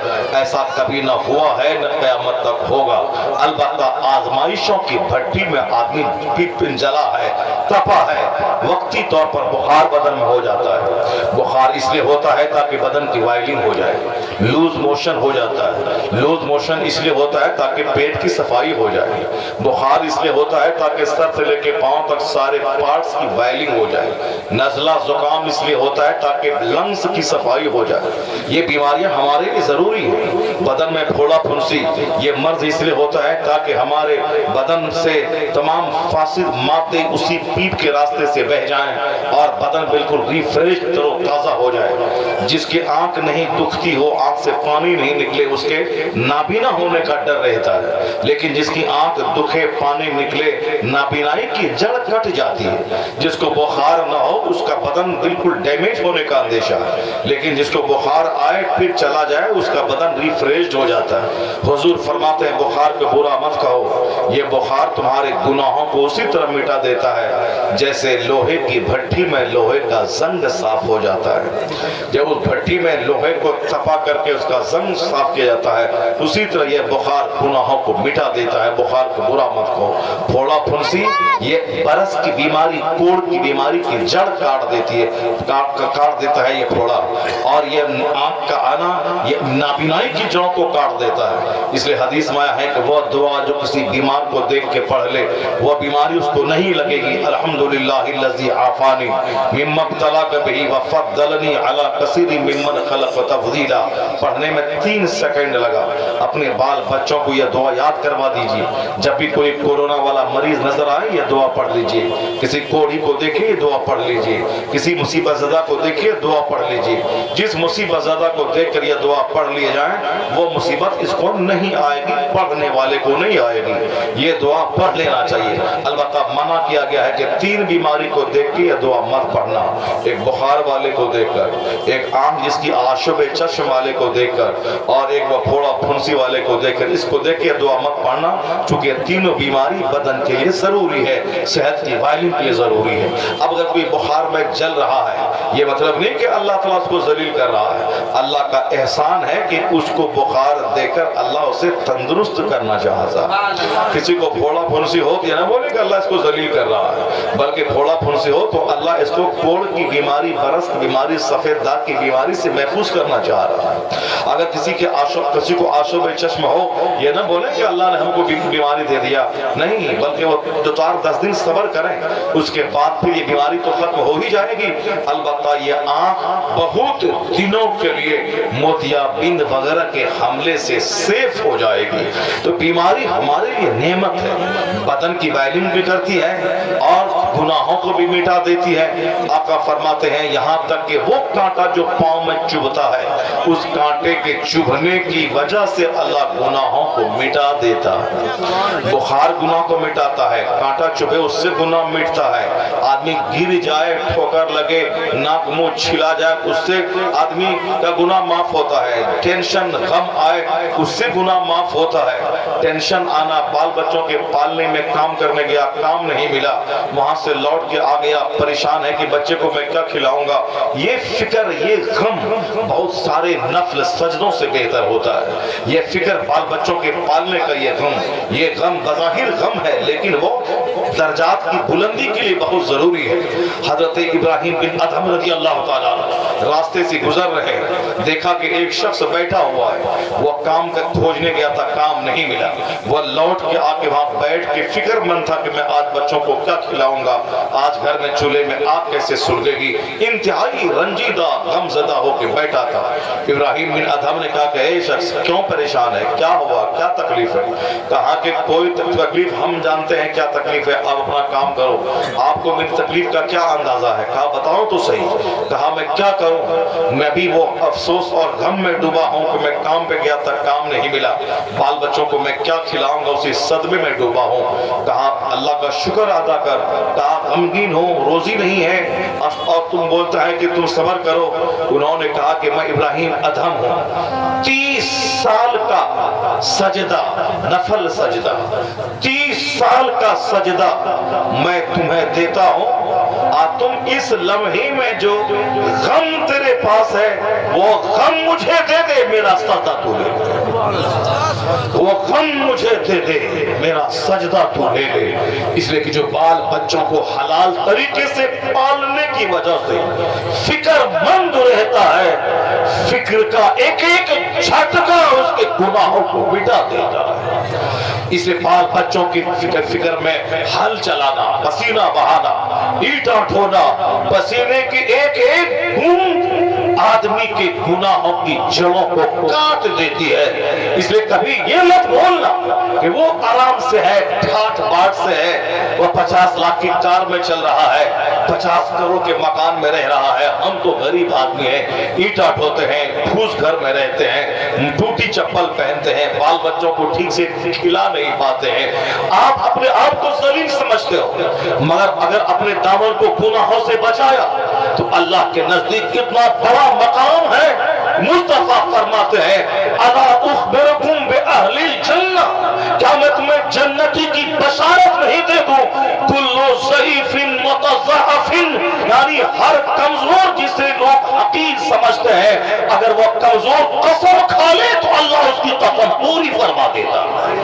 یعنی اتنا بڑا مقام اللہ کے نزدیک ہوتا ہے۔ غربت کی کا بوجھ اٹھانے کی وجہ سے جو 50 سال رات میں جاگ کر نفل سجدہ کر کے اس درجے کو نہیں پہنچتا جو حلال روزی کی تلاش میں ذلیل جگہ کھڑا ہوتا ہے، یعنی جو چپل سیتا ہو، جو ذلیل جگہ پہ چائے بیچتا ہو، جو ذلیل جگہ پہ چادر لے کے گھوم کے بیچتا ہو، یعنی جس جگہ پہ کھڑا ہونا کوئی اپنے لیے برداشت نہ کرتا ہو، اس جگہ بال بچوں کی پرورش کے لیے کوئی کھڑا ہو جاتا ہے۔ تو آیا ہے حدیث پاک کا مفہوم، جو بال بچوں کو حلال روزی کھلانے کے لیے ذلیل جگہ کھڑا ہوتا ہے، اللہ اس کے گناہوں کے داغ کو مٹا دیتا ہے۔ وہ اس حال میں اللہ کے حضور آتا ہے، اللہ کے نزدیک اس کا مقام اتنا بڑا ہوتا ہے کہ جنت کی بہاریں اس پر قربان ہو جاتی ہیں۔ اس لیے اکثر جنتی غریب، مسکین، فقیر، وہ اپنا ایمان بچاتا ہو، روٹی کھاتا ہو سوکھی، ایمان بچاتا ہو، وہ رہتا ہو پھوس کے گھر میں، اپنا سجدہ بچاتا ہو، وہ 3 دن کا فاقہ گھر میں ہو مگر اپنی آبرو اور خودداری کی حفاظت کرتا ہے۔ نیک لوگ ایسے ہی ہوتے ہیں، وہ وہ صرف مردار کی طرح کھا کے رات میں پڑے نہیں رہتے، وہ صرف گدھے کی طرح دن میں کھمک کر نہیں ہوتے۔ حضور کی حدیث میں آیا ہے کہ اللہ بغض رکھتا ہے اس بندے سے، ناپسند کرتا ہے کس بندے سے؟ کل جواز متکبر و جیفت باللیل و حمار بالنہار، یعنی وہ بندہ جو کھا کھا کے رات میں مردے کی طرف پڑا رہتا ہو، جو زیادہ کھائے گا وہ مردار کی طرح سوئے گا زیادہ، جو مردار کی طرح رات میں پڑا رہے اور دن میں جگے تو حمار بالنہار، یعنی دن کے گدھے کی طرح وہ منہ مارتا رہے۔ جیسے دھوبی کا گدھا، وہ 50 سال بھی دھوبی کے پاس رہتا ہے اور دھوبی ڈیلی اس کو گھاٹ پہ لے جاتا ہے، وہ گھاٹ سے اگر گدھا کو چھوڑ دے وہ مالک کا گھر نہیں آ پاتا ہے، وہ اس کے گھر میں گھستا ہے، اس کے گھر میں گھستا ہے، یہاں گھستا ہے۔ یہ لوگ گدھا کیوں بولتا ہے؟ بیوقوف کو گدھا اس لیے بولا جاتا ہے کہ ایک کتا ہے جو اپنے مالک کا دروازہ دیکھ لیا تو وہ چاہے 25 کلومیٹر دور رہے وہاں سے چل کے وہ مالک کے دروازے پہ آ جاتا ہے۔ بکرا بکری کوئی کسی کے پاس بیچ لے 2 سال پالنے کے بعد، وہاں بیچ دے، وہاں رسی ڈھیلی ہوئی تو وہ دوڑ کر کے اپنے مالک کے پرانے مالک کے گھر پہ آ جاتی ہے۔ یہ مرغی ہے، اس کو چھوڑ دیں، یہ مرغی دوڑ کے اپنے مالک کے گھر آ جاتی ہے، پھر یہ بیچ بھی لے تو، لیکن وہ گدھا ہے دھوبی کا کہ 50 سال بھی اپنے مالک کے پاس رہے، شام میں جب واپس آتا ہے تو مالک کے گھر کا راستہ بھول جاتا ہے، اسی لیے اس کو گدھا بولا جاتا ہے۔ گدھا مطلب بے وقوف، ہم کو لوگ اسے گدھا بولتے ہیں، بے وقوف سے کہتے ہیں جس کے پاس عقل نہ ہو، وہ گدھا دن میں جو گدھا کی طرح منہ مارتا رہے۔ حدیث میں آیا وہ حمار بالنہار، دن میں گدھا، کبھی اس دکان میں، کبھی اس دکان میں، کبھی اس چوک پہ، کبھی اس چوک پہ، کبھی یہاں پان کھانا جھوٹ بولنا، وہاں چائے پینا جھوٹ بولنا، وہ پان کی ڈنڈی میں چونا ایسے کر کے ایسے منہ میں لپیٹنا جھوٹ بولنا، اور گٹکا وہ شدھ پلس اور راج سری اور رجنی گندھا پھاڑنا ایسے منہ میں ڈالنا اور منہ یہاں دینا وہاں منہ دینا، اور سج دھج کر کے اپنے گھر سے نکلنا، سرجا پور چوک پہ جانا 1 گھنٹہ تک، اس کا منہ دیکھا اس کا منہ دیکھا، اس دکان میں اس دکان میں، 1 گھنٹہ گزر گیا، شام ہوگی گھر چلا آیا، یعنی دن میں گھمکڑ کی طرح گھومنا اور رات میں کھانا کھا کے مردار کی طرح پڑا رہنا، خراٹا لینا، خراٹا لینا، رات میں خراٹا لینا، مردار کی طرح پڑا رہنا اور دن میں گھومنا۔ وہ اللہ بغض ناپسند رکھتا ایسے لوگوں کو کہ 8 گھنٹے کی رات لمبی گزر گئی، دور کا نماز تک نہیں پڑھا، جو عشاء پڑھے فجر پڑھے جماعت کے ساتھ اور رات میں دور کا تہجد پڑھ لے، وہ تہجد پڑھنے والا اگر پابندی سے 10-20 سال ایسا کرے تو دور ہے وہ سونا کمانے کے لیے سعودی عرب جائے، وہ اگر لوہا میں پھونکتے تو لوہا گولڈ میں تبدیل ہو جاتا ہے۔ کنٹینیوٹی اللہ کو پسند ہے، یعنی لگاتار، ایسا نہیں کہ ایک دن جگہ 10 رکعت پڑھ لیا اور دوسرے دن 1 رکعت بھی نہیں پڑھے، نہیں، کنٹینیو۔ اللہ کے نزدیک وہ عمل پسندیدہ ہے، اگرچہ وہ کم ہو ادوامھا، مگر وہ ہمیشہ پرماننٹ وہ کام ہوتا رہے، 2 رکعت پڑھیں۔ اور حضور نے فرمایا من صلی العشاء فی جماعت کانما قام نصف اللیل، جس نے عشاء کی نماز جماعت سے پڑھی گویا اس نے آدھی رات کھڑے ہو کر اللہ کی عبادت کی، آدھی رات کی شب بیداری کی۔ وہ من صلی الفجر فی جماعت کانما قام اللیل، یعنی جس نے فجر کی نماز جماعت سے پڑھی گویا پوری رات جاگ کر اس نے عبادت کی، عشاء جماعت سے فجر جماعت سے، اب سو جائے بیچ میں پوری رات عبادت کا ثواب ملتا رہے گا۔ یہاں کون جماعت، کیسی جماعت، عشاء پڑھا تو فجر غائب، فجر پڑھا تو ظہر غائب، یعنی یہ ہے کروڑوں میں کوئی پرفیکٹ نمازی ہوتا ہے جو 5 وقت کی نماز 5 جماعت مسجد میں ادا کر لے، یہ کروڑوں میں کوئی ہوتا ہے، اسی لیے جنت میں کروڑوں میں کوئی جائے گا۔ امام صاحب کو کہتے ہیں کہ مقرر کے نذرانے کو مت دیکھیے کہ 40,000 ایک رات میں مل گیا، 50,000 مل گیا، ہوائی جہاز سے چل رہا ہے، کیا ان کی زندگی ہے، اٹریکٹیو پرکشش زندگی ہے، نہیں، یہ چاہے وہ 1000-50,000 کا لفاف ایک رات میں لے لے، اب پلین سے چلے، اگر یہ نماز پڑھ بھی لیتا ہے تو ظہر یہاں اسٹیشن پہ، عصر پلیٹ فارم پہ، مغرب وہاں کھیت میں، عشاء وہاں جا کے جلسہ گاہ کے کمرے میں اگر پڑھ لیتا ہے، جو نہیں نہیں پڑھا تو اس کی بات ہی چھوڑی.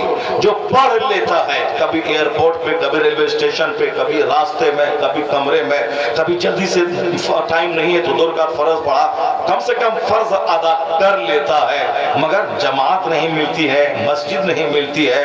لیکن وہ مسجد کا امام صاحب جو 5,000 ٹکا مہینہ کماتا ہے, 5 نماز با جماعت مسجد میں تکبیر اولیٰ کے ساتھ اور آگے مصلی پہ جہاں ساری رحمتیں وہی نازل ہوتی ہے, تو 50 کروڑ اس نعمت سے محروم ہو کے کمانا ایک طرف, نماز پنجگانہ با جماعت مسجد میں ادا کر کے 5,000 کمانا ایک طرف. مگر یہ مولوی صاحب لوگ ہم لوگوں کو بولتا ہے دل بہلانے کی باتیں ہیں یہ سب, آپ دل بہلانے خوش کرنے کی باتیں کہتے ہیں. چلو تو پیسہ بھی نہیں ملا اور صبر بھی نہیں ہوا تو گیا کام سے. کم سے کم وہاں نہیں ہے جماعت اور مسجد, کم سے کم پیسہ ہے, اور یہاں نیت صحیح نہیں ہے تو پیسہ بھی نہیں ہے, اور پھر جماعت اور مسجد ملنے کے بعد بھی کوئی فائدہ نہیں ہے. صبر کر لینا. قابل رشک کون مومن ہے؟ اب دوسری حدیث سنیے, آقا فرماتے ہیں ان اخبط الناس عندی, حضور کہتے ہیں میرے نزدیک قابل رشک وہ مومن ہے. کن کے نزدیک؟ مصطفیٰ کے نزدیک. ہماری کیا حیثیت ہے, آپ کی کیا حیثیت ہے؟ ہم اور آپ کے جیسا آدمی وہ گیدڑ کھٹیا, یعنی جس کی کوئی حیثیت ہی نہیں ہے. کسی کے پاس داڑھی ہے تو اخلاق نہیں, کسی کے پاس اخلاق ہے تو داڑھی نہیں, کسی کے پاس نماز ہے تو دوسرا اخلاق نہیں, اخلاق ہے تو نماز نہیں. نماز پڑھتا بھی ہے تو کوئی لاکھوں آدمی میں اکثر آدمی چھٹ جائے گا, کسی کی قرات صحیح نہیں, کسی کا سجدہ ٹھیک نہیں, سجدہ کرتا ناک لگی ہے تو پیشانی نہیں, پیشانی لگی ہے تو ناک نہیں, ناک پیشانی لگی ہے تو پیر کی انگلی نہیں. ابھی میں نے ایک مولانا صاحب کو آدھی دوپہر میں دیکھا, ظہر میں ہماری مسجد میں آیا نا, باہر سے میرا دوست رشتہ دار دوست میں سے لگتا ہے جان پہچان والا, وہ بمبئی میں کئی سال 30-40 سال رہ پڑا ہے, اور وہ ابھی بوڑھا ہو گیا. اور ابھی میں نے جب میرے آگے نماز پڑھ رہا تھا میں نے دیکھا کہ پاؤں کی کنڈیشن, میں نے کہا یہ آدمی جو 25-30-40 سال نماز پڑھوایا ہے وہاں, آج کا کنڈیشن یہ دیکھے کہ پاؤں 10 انگلی کا پیٹ زمین سے لگنا ضروری ہے. ایک انگلی کا پیٹ زمین سے لگنا فرض ہے, 3 انگلی کا پیٹ زمین سے لگنا واجب ہے. اب 5 انگلی کا پیٹ یعنی سجدہ کی حالت میں 10 پیر کی انگلی کا پیٹ زمین سے لگنا سنت ہے. 3 انگلی نہیں لگی رہی تو نماز واجب الاعادہ. ایک انگلی اگر نہیں لگی رہی تو نماز سیدھے سے ہوئی ہی نہیں, چونکہ ایک انگلی کا پیٹ زمین چلنا فرض ہے. اور یہاں کسی کا 5 انگلی پورب کی طرف تکتی رہتی ہے, اور وہ بولتا ہے کہ ہم سب سے بڑا نمازی ہے.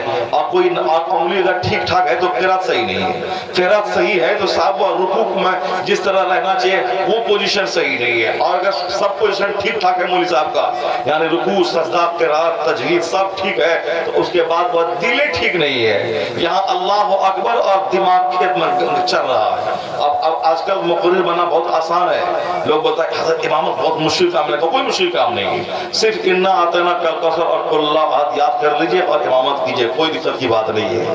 وہاں پہلے زمانے میں لوگ نظر رکھتے تھے کہ نماز فجر میں سورہ ملک امام پڑھے گا, سورہ دہر پڑھے گا, سورہ قیامہ پڑھے گا, سورہ مرسلات پڑھے گا, سورہ نازعات پڑھے گا, سورہ اما یتساءلون پڑھے گا, سورہ تکویر پڑھے گا, سورہ انفطار پڑھے گا, سورہ انشقاق پڑھے گا. مگر اب وہاں کچھ نہیں, وہاں دماغی پریزنٹ نہیں مقتدی کا.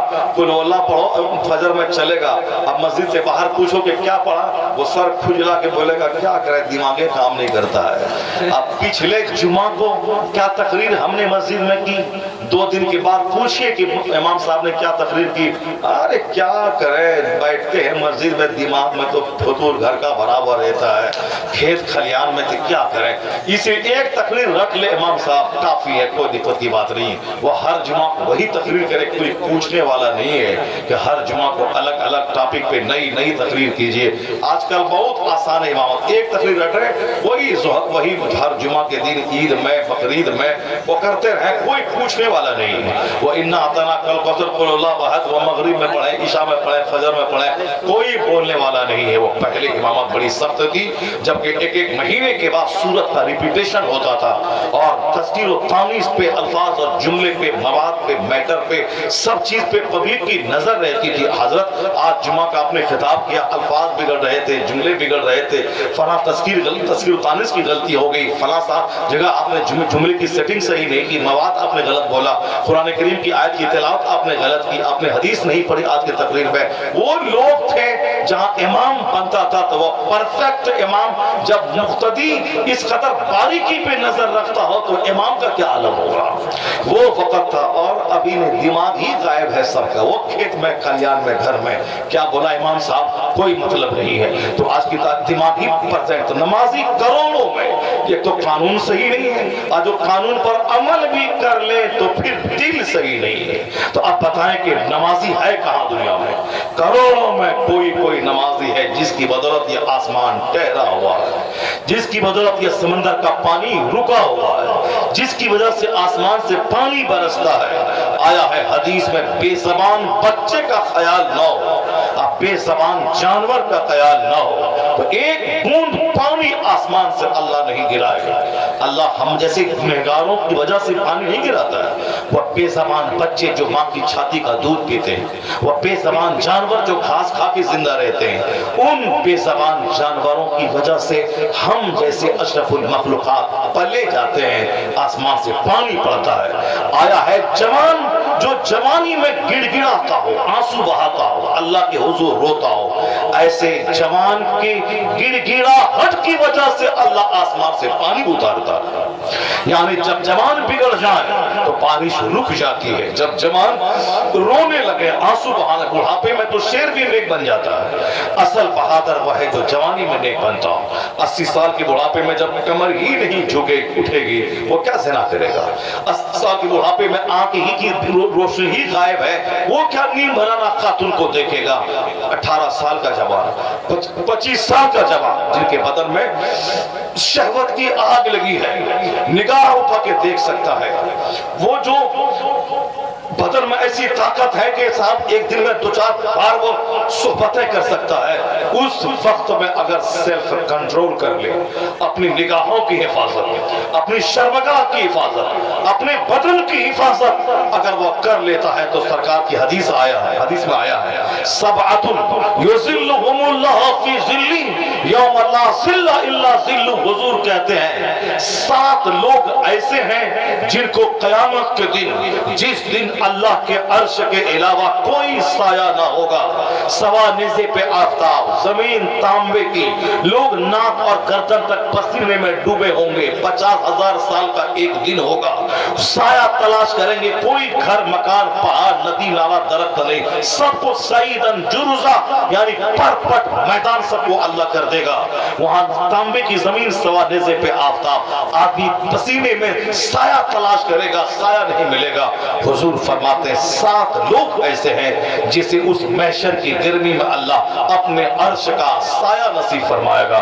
اس میں سے ایک وہی ہے شاب نشا فی عبادت ربی, وہ جوان جو اللہ کی عبادت کے سائے میں جوان ہوا ہو, چھوپڑی بازی کرتے ہوئے جوان نہ ہوا ہو, موبائل چلاتے ہوئے جوان نہ ہوا ہو, گٹکا کھاتے کھاتے جوان نہ ہوا ہو, وہ مٹر گشتی کرتے کرتے گدھوں کی طرح دکان کو سونگتے ہوئے جوان نہ ہوا ہو, وہ سنیما حال میں چاروں شو دیکھ دیکھ کر جوان نہ ہوا ہو, رات میں پل پہ پلیا پہ ندی نالے کے کنارے مکئی دھان کے کھیت اور بانس کے پیڑ میں موبائل دیکھ دیکھ کے جوان نہ ہوا ہو. نشأ فی عبادت ربی, مصطفیٰ کہتے ہیں وہ جوان جو جب ذرا سا ہوش سنبھالا اور عبادت کے سائے میں جوان ہوا, مسجد جاتے جاتے جوان ہوا, سچ بولتے بولتے جوان ہوا, قرآن پڑھتے پڑھتے جوان ہوا, نیک صحبت میں رہتے رہتے جوان ہوا, تو جس دن ساری دنیا سایہ کے لیے تڑپے گی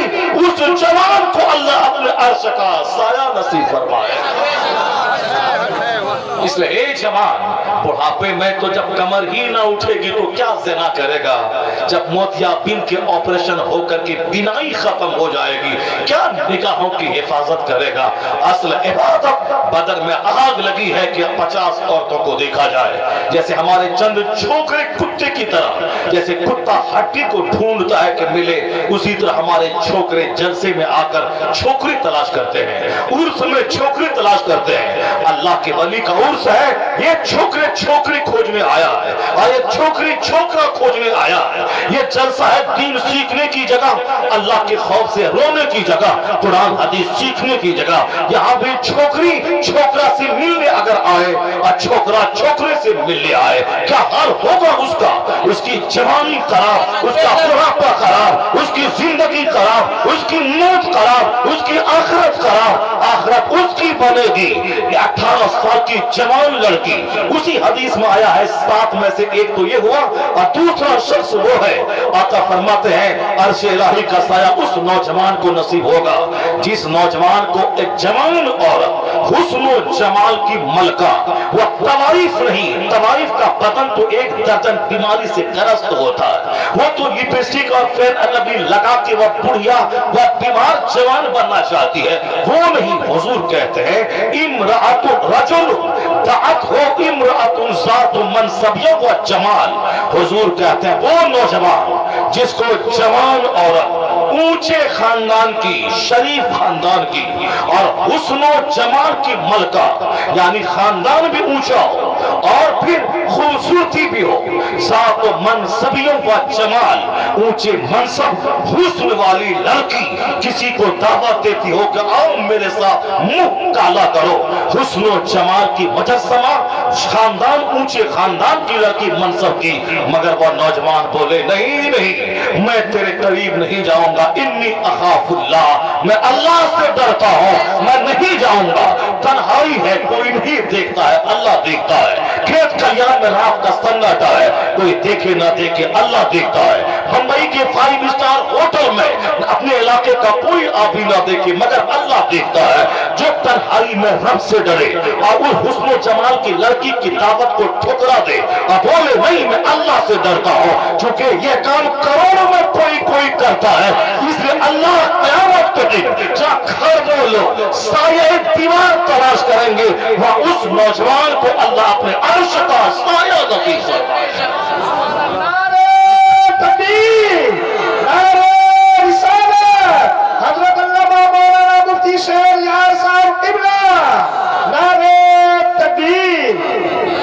असल इबादत जवानी की, ऐसा नहीं कि बूढ़ा हो जाने के बाद कोई काम तो रहेगा हजरत, नमाज पढ़ना है, मस्जिद जाना, और कोई काम तो नहीं रहेगा।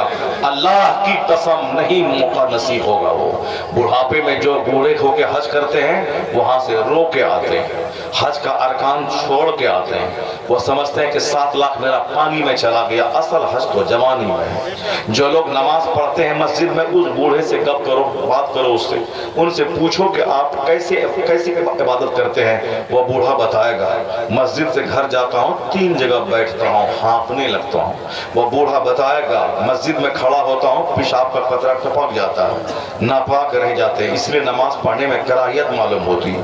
पेशाब करके उठते हैं, 2-4 कतरा कपड़े में टपक जाता है, मन उदास हो जाता है, कैसे नमाज पढ़ें। सजदे में जाते हैं, पीछे से हवा निकल जाती है, क्या नमाज पढ़ें। यानी रिया की बीमारी, पेशाब के कतरे की बीमारी, और सजदा थोड़ा सा लंबा हुआ कि उसको उल्ट वोमिटिंग होने लगेगी, अब सीना उसका जैसे कि अब जाम हो गया, मर जाएगा वो। अब वो 2-4 जगह पे बैठता है मस्जिद जाते हो, क्या इबादत करेगा। वो बूढ़ा बोलता है बेटा असल इबादत जवानी की है, जिस जवानी में 5-5 घंटे बावजूद रह करके नमाज पढ़ लो, फजर इशा पढ़ के मस्जिद में नमाज पढ़ो, फजर उसी वजू से पढ़ के आ जाओ। ये जवानी में, बुढ़ापे में नसीब नहीं होगा। हाँ अलबत्ता जो जवानी में ऐसा पढ़ा हो उसको बुढ़ापे में भी नसीब होगा। वो ये एनर्जी उसको बुढ़ापे तक बाकी रहेगी। जो जवानी में गुटखा खा के गुर्दा और मसाला कमजोर किया और बुढ़ापे में बोलेगा कि हम जो है नमाज पढ़े बावजूद के 1-2 घंटा, नहीं होगा, कभी भी नहीं होगा। इसलिए नहीं होगा कि जो जवानी बर्बाद हो गई है, इगलामबाजी करते करते, मुश्तजनी करते, हैंड प्रैक्टिस करते हुए, दूसरों की बहू बेटी को झांकते हुए, गंदी तस्वीर मोबाइल में देखते हुए, बुरी नजरबाजी करते हुए, उसका सीधा असर ताकत पे पड़ता है। बारीक मनी के कतरात, मजी के قطرات نکلتے ہیں، یہ انگ انگ ٹوٹ جاتا ہے۔ جو ان بدنگاہی سے کام لیتا ہے وہ جوانی ہی میں بوڑھا ہو جاتا ہے، نامرد ہو جاتا ہے، وہ بیوی کے قابل نہیں رہتا ہے۔ آخر زمانے میں زناکاری کیوں بڑھے گی؟ جو کہ مرد بیوی کے قابل نہیں رہے گا۔ جب مرد نہیں رہے گا تو عورتیں کہاں جائیں گی؟ وہ جہاں نوکر اس کو ملے، نوکر غلام، چوڑی بیچنے والا، چادر بیچنے والا، دودھ بیچنے والا، ٹیوشن پڑھانے والا، وہ اسی کے ساتھ شوہر رہے دکان میں، یہاں اس کے ساتھ منہ کالا کرے گی، کیونکہ اس کی مجبوری ہے کہ شوہر اس کا ہجڑا ہے، شوہر اس کا مرد ہی نہیں ہے۔ وہ تو گٹکا کھا کھا کے طاقت ختم کر لیا، وہ تو داڑھی موچ منڈا منڈا کے ہجڑا ہو گیا، وہ تو صاحب نظر بازی کر کے وہ ہجڑا ہو گیا ہے۔ اس لیے زنا کو اگر روکنا ہے سماج میں، اس کے لیے ہر جوان کو طاقتور ہونا پڑے گا، اور ایسی طاقت جو اللہ کو پسند ہے۔ مصطفیٰ فرماتے ہیں المؤمن القوی خیر و احب الی اللہ تعالی من المؤمن الضعیف۔ کمزور مومن کے مقابلے میں طاقتور مومن اللہ کو زیادہ پسند ہے۔ طاقتور مومن پیدل حج کرے گا، طاقتور مومن 2-4 کنٹل سامان دوسرے کا اٹھا کے گھر پہنچا دے گا، طاقتور مومن 25 کلومیٹر دور پیدل چل کے اپنی مسلمان بہن بیٹی کی آبرو کی حفاظت کرے گا، طاقتور مومن رات میں گھوڑے کی پیٹھ پر بیٹھ کر پورے گاؤں کا پہرا دے گا، طاقتور مومن اپنے بال بچوں کے لیے حلال کمائی 8 گھنٹے تک کھیت میں رہ کے کرے گا، وہ طاقتور مومن مصلی پہ کھڑا ہو کے 10-10 گھنٹے تک ایک وضو سے نماز پڑھے گا۔ عبادت کے لیے طاقت چاہیے، حلال روزی کمانے کے لیے طاقت چاہیے، 15-15 گھنٹے اسٹڈی کرنے کے لیے طاقت چاہیے، 100 رکعت نماز نفل پڑھنے کے لیے طاقت چاہیے۔ مکہ سے عرفات 17 کلومیٹر ہے، جو پیدل حج کرے گا ہر قدم کے بدلے میں 6 کروڑ نیکی ملے گی۔ یہ 17 کلومیٹر دور پیدل کون چلے گا؟ جس کے بدن میں طاقت ہوگی۔ تو طاقتور مومن اللہ کو پسند ہے۔ وہ طاقت آئے گی کیسے؟ طاقت وہ سنترا کھانے سے، انار کھانے سے، وہ صاحب آم کا جوس پینے سے، 1.5-2 کلو دودھ پینے سے وہ طاقت نہیں پیدا ہوتی ہے۔ وہ ایک جزوی طاقت یعنی پارشل آنشک طاقت آتی ہے، لیکن کمپلیٹ پورن طاقت وہاں سے ملتی ہے۔ آدمی گناہ سے بچتا جائے، عبادت کرتا جائے، 50 سنترا سے جو طاقت نہ ملے گی وہ طاقت 10 سجدے سے مل جائے گی۔ اصل میں طاقت روحانی طاقت، اسے کہتے ہیں آدھیاتمک شکتی، اسے کہتے ہیں اسپریچول فورس۔ پنڈت رام دیو جی کیا بولتا ہے؟ وہ بولتا ہے کہ یہ دیکھو میرا پیٹ کیسے پیٹ سے مل گیا ہے۔ وہ یوگا کرتا بولتا میں کوئی ماس مچھلی نہیں کھاتا ہوں، بلکہ وہ کہتا میں سب سبزی کھاتا ہوں، میں ہری سبزی کھاتا ہوں۔ اب وہ 70 سال کا وہ بڈھا ایسا ایسا کرتب دکھلاتا ہے کہ نوجوان دنگ رہ جاتا ہے، لوگوں کا پھیپڑا ہل جاتا ہے جب وہ سانس روک کے کھڑا رہتا ہے۔ وہ کہتا میں یوگا کرتا ہوں، یوگا تم بھی کیا کرو۔ دلی کا یوگا مرلی منوہر جوشی ڈاکٹر، اس نے کبھی کہا تھا، کانپور کے ایک یوگا کے شیور میں بھاشن دیا تھا، وہ کہا تھا یوگا فٹ رہنے کے لیے ضرور ہے۔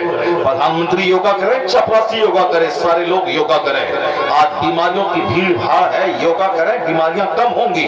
ہاسپٹل کا سیلاب آ گیا ہے، ڈاکٹر کا سیلاب آ گیا ہے، بیماری زیادہ ہے، اس کو گھٹانے کے لیے یوگا کریں، یوگا اب سے آپ فٹ رہیں گے۔ مگر معلوم ہے ڈاکٹر منوہر جوشی نے کیا کہا؟ وہ کہا تھا یوگا اگرچہ فٹ ہے آدمی کے لیے، یوگا کے الگ الگ طریقے ہیں۔ رام دیو کا یوگا الگ ہے، دلی کے یوگا ماسٹر کا یوگا الگ ہے۔ یوگا میں ہوتا کیا ہے؟ یوگا ماسٹر کہتا رام دیو ہاتھ اٹھائیے، پیٹ کو ایسے پیٹ میں سٹائیے، سانس روکیے، پھر سانس تیز تیز چلائیے، وہ آنکھ بند کیجئے، آنکھ کو ناک پہ جمائیے، کاندھے کو دیکھیے، ادھر سر کیجئے، سانس روکیے، سانس چلائیے، اپنے سامنے ہاتھ ایسے رکھیے، اس پر نگاہیں ٹکائیے۔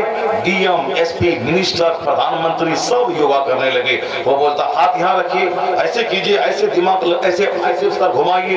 پردھان منتری، minister, D M, I S officer, I P S سب اس کی بات مان رہے ہیں۔ منوہر جوشی بھاجپا کا لیڈر، میں اکثر بولتا ہوں کبھی کبھی بھاجپا کا لیڈر، اسلام دشمن پارٹی کا لیڈر، مگر وہ پڑھا لکھا آدمی۔ میں نے اپنی آنکھوں سے وہ پیپر پڑھا تھا جہاں کل بیان دیا تھا، دوسرے ہی دن وہ بیان اخبار میں چھپا تھا۔ میں اس علاقے میں تقریر لے گیا تھا، کانپور علاقے میں، اخبار پڑھ کے میں دنگ رہ گیا۔ منوہر جوشی نے ایک اسٹیٹمنٹ دیا تھا، یوگا ضروری ہے، یوگا کا الگ الگ طریقہ ہے۔ وہ کہا منوہر جوشی کہ میرے نزدیک جب میں مسلمانوں کو دیکھتا ہوں، وہ 5 وقت کی نماز جب پڑھتا ہے، وہ نماز میں کبھی کھڑا کبھی جھک گیا، کبھی سجدے میں گیا، کھڑا رہا، ایک جگہ غور سے دیکھتا رہا، رکوع میں گیا، پیر پہ نگاہیں ٹکایا، بیٹھا، قوم میں نگاہیں ٹکایا، سجدے میں گیا، ایک جگہ کنسنٹریٹ ہو کر کے ناک کو دیکھتا رہا، سلام کیا، کاندھے کو دیکھا۔ وہ کہتے ہیں کھڑا ہونا، رکوع میں جانا، پھر کھڑا ہونا، سجدے میں جانا، پھر بیٹھ جانا، پھر سجدے میں جانا، پھر کھڑا ہونا، ہاتھ یہاں باندھ لینا اور غور سے پڑھنا، ساری دنیا سے ڈٹ کر۔ وہ کہتے ہیں یہ نماز کا طریقہ جب میں غور سے دیکھتا ہوں، میں یہ کہہ سکتا ہوں کہ نماز سے بڑھ کر کوئی یوگا نہیں، اور مصطفیٰ سے بڑھ کر کوئی طبیب اور ڈاکٹر نہیں۔ اللہ نعرہ تکبیر، نعرہ رسالت، مسلک اعلیٰ حضرت خلیفہ تاج الشریعہ۔ اس لیے اے میرے بھائی، آپ سے میں کہنا چاہتا ہوں کہ اس کورونا کال میں نماز کی اہمیت اور اجاگر ہو گئی ہے۔ کل تک میں وضو کرتا تھا ایئرپورٹ پہ اور ریلوے اسٹیشن کے بیسن میں، تو آج یہ وہ لوگ کہتے تھے کہ پانی ویسٹ مت، don't waste water, water is life, پانی برباد مت کیجئے، پانی جل جیون ہے، پانی ہی زندگی ہے۔ یہ ٹیشو پیپر سے ہاتھ پوچھئے، ٹیشو پیپر سے پیشاب کیجئے، ٹیشو پیپر سے پخانہ کیجئے، یعنی ہاتھ پانی ویسٹ مت کیجئے، پانی جل جیون ہے، جل ہی جیون ہے، اور ڈونٹ ویسٹ واٹر، پانی برباد مت کریں۔ ہم اپنے پانی دینے والے خدا کی عبادت کریں تاکہ اس پانی سے ہاتھ منہ دھو لیں، سوچھ ہو کر کے عبادت کریں۔ یہ سوچھتا اس کو پسند نہیں، وہ کہتے ہیں پانی برباد ہو رہا ہے۔ جس رب نے پانی دیا وہ پانی کو غائب کر دے تو سارے لوگ تڑپ تڑپ کے مر جائیں۔ تو جس رب نے پانی دیا اسی پانی سے ہاتھ منہ دھو کر اسی رب کو سجدہ کرے۔ اس کو یہ کہتا تھا کہ جل ہی جیون ہے، جل کو برباد مت کیجیے۔ یعنی میرا وضو ان کو کھٹکتا تھا، 10 مہینے گزر گئے۔ ابھی موبائل میں کیا آتا ہے، جب تک دوائی نہیں تب تک کوئی ڈھلائی نہیں۔ اس کا مطلب ہے کہ دوائی نہیں آئی ہے تو ڈھلائی مت کیجیے، 2 گز دوری، ماسک ہے ضروری، ماسک لگائیے، منہ اور ناک کی سرکشا کیجیے، اور ہاتھ منہ لگاتار دھوتے رہیے۔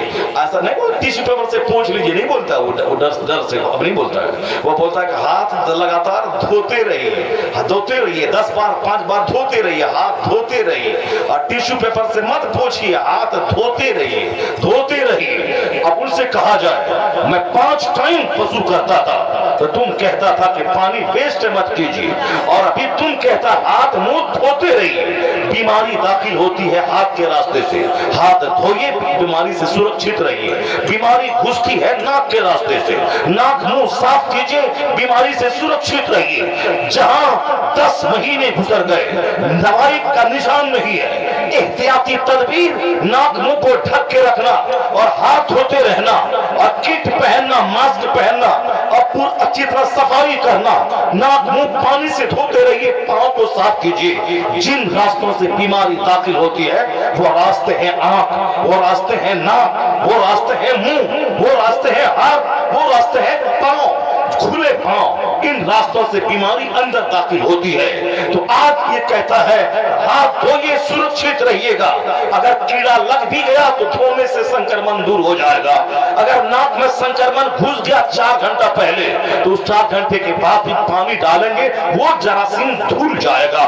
جراثیم 5-6 گھنٹے تک ناک میں اٹکے رہتے ہیں، دانت میں پھنسے رہتے ہیں۔ اس کے بعد اگر نہیں پانی بہایا گیا وہ سیدھے لنگس پھیپھڑے میں جا کر اس کو سانس کی پرکریا کو بلاک کر دیتا ہے وہ جراثیم۔ اس لیے ناک منہ دھوتے رہیے، نہا باہر سے نہا لیجیے، ناک منہ صاف کرتے رہیے۔ جہاں تمہاری نظر آج گئی غالب، مصطفیٰ نے 1400 سال پہلے کہا نماز پنجگانہ فرض ہے، اس کے لیے وضو کرنا شرط ہے۔ وضو میں کیا دھونا ہے؟ ران دھونا ہے؟ وضو میں پیٹ دھونا ہے؟ وضو میں پیٹ دھونا ہے؟ نہیں، جو پاٹ سے ڈھکا رہتا ہے اس کو نہیں دھونا ہے، جو پاٹ سے ڈھکا ہے اس کو نہیں دھونا ہے، جو پاٹ سے کھلے رہتے ہیں اس کو دھونا ہے۔ چہرہ کھلا رہتا ہے اس کا دھونا فرض ہے، ہاتھ کھلے رہتے ہیں اس کا دھونا فرض ہے، سر اکثر کھلا رہتا ہے اس کا بھیگے ہاتھ سے ٹچ کرنا، مسح کرنا فرض ہے۔ پاؤں کھلا رہتا ہے ٹخنوں تک، یہ گھٹنوں تک نہیں، ٹخنوں تک پاؤں کھلا رہتا ہے، اس کا دھونا فرض ہے۔ یعنی جو پاس کھلے رہتے ہیں، جس پاس سے بیماریاں اندر گھستی ہیں، جراثیم داخل ہوتے ہیں، انہی راستوں کو دھونا وضو میں فرض قرار دیا گیا تاکہ وضو نور ہو قیامت کے دن اب بیماری سے سرکشا دے اس دنیا میں۔ تو جہاں نظر سائنسدانوں کی آج گئی ہے، وہاں نظر مصطفیٰ کی 1400 سال پہلے گئی۔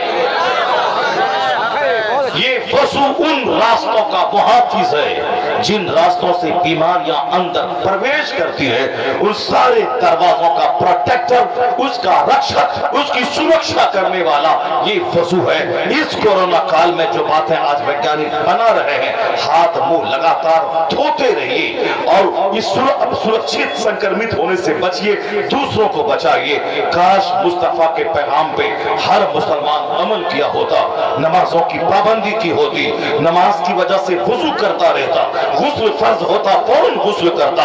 یہ پاکیزگی، یہ سرکشا اسے صحت اور تندرستی بھی دیتی، یہ پاکیزگی صحت دیتی، سچی خوشی دیتی، سنکرمن سے بچاتی۔ تب دنیا کو کہتے دوائی تم تلاش کر، ہمارے نبی نے نماز کی صورت میں قیمتی دوائی بہت پہلے عطا کر دی ہے تاکہ نماز جنت بھی لے جائے اور دنیا میں سچی خوشی بھی عطا کر۔ دونوں جہان کی بھلائی کا راز اسی میں چھپا ہوا ہے۔ کبھی غربت کا شکوہ مت کیجیے کہ ہم غریب ہیں، بے نمازی ہیں اس کا شکوہ کیجیے، آپ گنہگار ہیں اس کا شکوہ کیجیے، مگر غربت کا شکوہ کبھی مت کیجیے۔ نمک روٹی کھائیے، ایمان بچائیے، پھوس گھر میں رہیے، کبھی جھوٹ کے پیسے سے مکان مت بنائیے، نماز چھوڑ کر کے پیسہ کما کے گھر مت بنائیے۔ گھر چھوڑ کے مرنا ہے، جتنے لوگ پختہ بنائے سب دنیا سے چلے گئے، مکان دوسروں پہ رہ گیا۔ بال بچوں کو مفت میں دولت مل جائے وہ بچے عیاشی کرتے ہیں، اور جو محنت سے پسینہ بہا کے کماتا ہے اس کو پیسے کی قدر ہوتی ہے۔ اس لیے بال بچوں کو کمانے کا ڈھنگ سکھائیے اور نہ کہ اس کو کما کر کے چھوڑ کے مر جائیے۔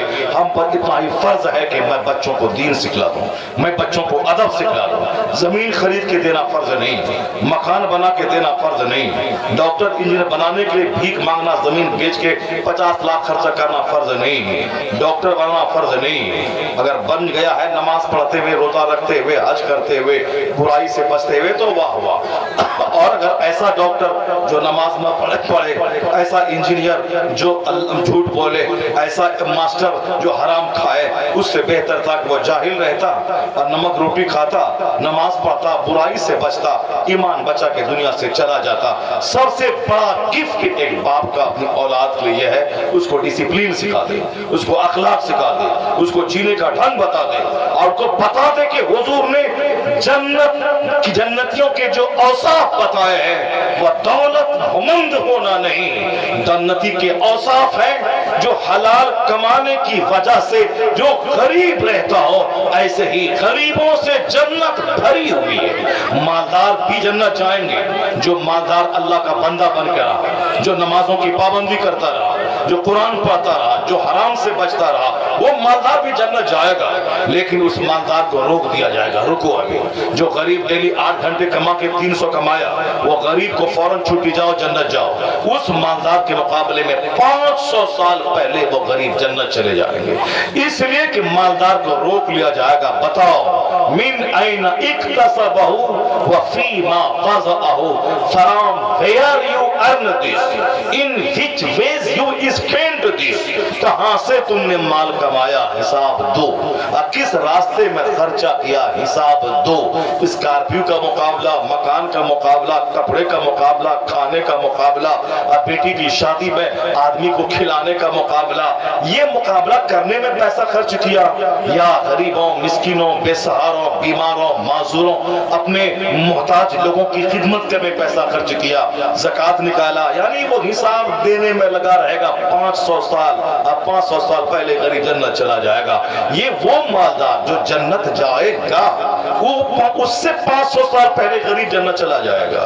آج جو جنت جائے گا ہی نہیں، اس کی تو بات ہی چھوڑیے، لیکن جو مالدار نمازی ہے، جو مالدار حاجی ہے، جو مالدار غریب مسکین کی خدمت کرتا ہے، جو مالدار اپنے گھر میں نماز پڑھتا ہے. جو مالدار بظاہر کروڑپتی دل اس کا مسکین جیسا ہے, وہ مالدار جنت جائے گا, لیکن وہ مالدار جنتی اس سے 500 سال پہلے وہ جھوپڑی میں رہنے والا جنت جائے گا جو محل میں نماز نہیں پڑھا, ٹوٹے گھر میں نماز پڑھتا.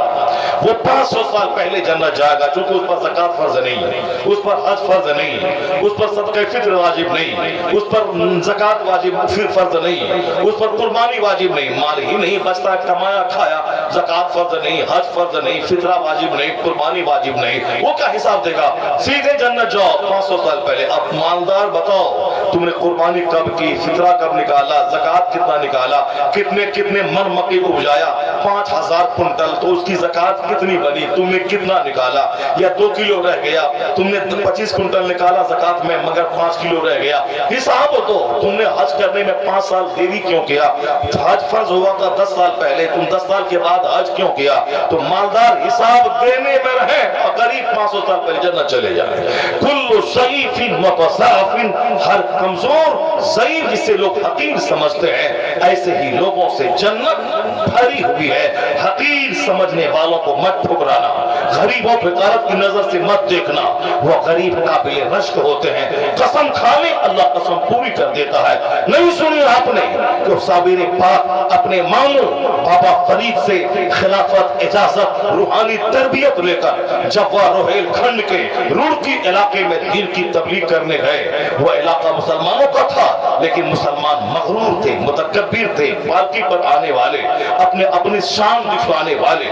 جمعہ کا دن علاقے کی مسجد میں آپ نے قدم رکھا تاکہ یہیں سے تبلیغ دین شروع کر دو, لوگوں کو بتاؤں اسلام کیا کہتا ہے, بتاؤں مصطفیٰ کی سنت کیا ہے, بتاؤں کہ جینے کا انداز کیا ہے, دنیا میں کیسے جینا ہے, صرف کھانا پینا مر جانا یا اور بھی کچھ کرنا ہے. یہ سارے مقاصد کو لے کے اس علاقے میں گئے تھے. پہلی صف میں گئے, مسجد خالی تھی, اول صف میں بیٹھ گئے. صابر پاک متقی, پرہیزگار, نیکوں کے سردار, قمیص پھٹی پرانی ہے اور بدن میلا کچیلا ہے, لیکن دل اتنا روشن ہے کہ آپ دیکھتے رہیے, چہرہ نورانی, دل روشن. وہ علاقہ نوابوں کا تھا. آیا جمعہ کا وقت قریب آنے لگا, ایک شخص آیا پالکی پہ نواب کو لے کہا پیچھے جاؤ, یا نواب بیٹھے گا. اب اس کو پیچھے کر دیا گیا. پھر کچھ دیر کے بعد دوسرا نواب آیا, اس کی پالکی آئی, اس کے غلام نے کہا پیچھے دو, یا نواب بیٹھے گا. اس طریقے سے پیچھے کرتے کرتے کرتے صابر پاک کو لوگوں نے مسجد سے باہر نکال دیا. میلا کچیلا, مسافر آدمی یہاں نہیں بیٹھے گا, باہر جائے گا. یہ نکالا, یہاں نواب بیٹھیں گے, یہاں زمیندار بیٹھیں گے, یہاں پتنی دار بیٹھیں گے, یہاں فلاں رئیس بیٹھیں گے, سب بیٹھیں گے, پیچھے جاؤ. پیچھے کرتے کرتے باہر نکال دیا. ضعیف, خستہ حال, کمزور, جسے لوگوں نے محتاج سمجھا, نکال دیا مسجد سے باہر. جبکہ اسلام نے اس مینٹیلیٹی کو دور کیا تھا کہ نہیں, جو مسجد میں سب سے پہلے آ کے بیٹھ جائے وہ جگہ اسی کی ہے, کوئی دوسرا اٹھائے گا نہیں. چاہے مزدور آ کے بیٹھے, مسافر آ کے بیٹھے, جو جہاں بیٹھ جائے وہی اس کی جگہ ہے, جو پہلے بیٹھ جائے وہی اس کی جگہ ہے, کوئی اس کو نہیں اٹھائے. لیکن نواب بیٹھیں گے, جاؤ جاؤ, پھر آیا دوسرا نواب, جاؤ, پھر آگے بڑھا, وہ نواب بیٹھے گا. جب سارے نواب آ گئے, مسجد بھر گئی اور صابر پاک مسجد سے باہر نکال دیا لوگوں نے. اب وہاں چلے گئے, نماز شروع ہوئی, حالت سجدہ میں سب لوگ گئے. لو اقسم علی اللہ لابر, اللہ پر اگر وہ قسم کھا لے اللہ قسمیں پوری کر دیتا ہے. صابر پاک نے کیا کہا, اے مسجد, یہ سارے نواب سجدے میں چلے گئے, سارے زمیندار سجدے میں چلے گئے, سارے راجہ علاقے کے سجدے میں چلے گئے, تو کیا دیکھتی ہے, تو سجدے میں کیوں نہیں جاتی ہے؟ جاؤ تو بھی سجدے میں. نواب چلے گئے, جاگیردار چلے گئے, زمینداری کا نشہ رکھنے والے چلے گئے. ایک غریب مفلس محتاج کو, مفلس کو باہر نکال دیا غریب سمجھ کر کے. سارے نواب سجدے میں چلے گئے. اے مسجد, تو کیوں بھی سجدے میں جاتی ہے؟ اتنا کہنا تھا کہ مسجد کی چھت دھڑام سے نیچے گری, سارے نواب اس گرا گئے. لو اقسم علی اللہ لابر, یعنی یہ وہ نیک لوگ ہیں جو بظاہر خستہ حال, لباس کمزور, نہیں لاغر, دبلا پتلا, ریش مبارک, گرد و غبار سے پٹے ہوئے, لیکن اللہ پہ قسم کھا لے تو اللہ قسم ہم پوری کر دیتا ہے. یعنی ان دیوانوں ان محتاجوں کو کمزور مت سمجھنا, حقیر مت سمجھنا, گالی مت دینا, عزت و تعظیم سے کام دینا, ورنہ جنت میں اکثر لوگ فقیر ہیں, جنت میں اکثر لوگ مسکین جائیں گے.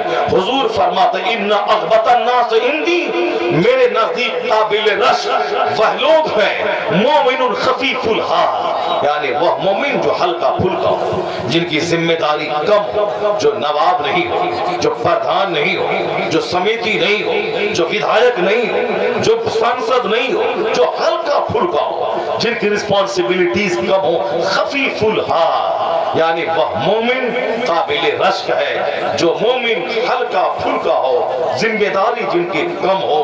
ذو حظ من صلاۃ, نماز میں لذتیں لینے والا, سجدے میں لذتیں پانے والا, نماز لمبی پڑھنے والا, اپنے رب سے راز و نیاز کی باتیں کرنے والا.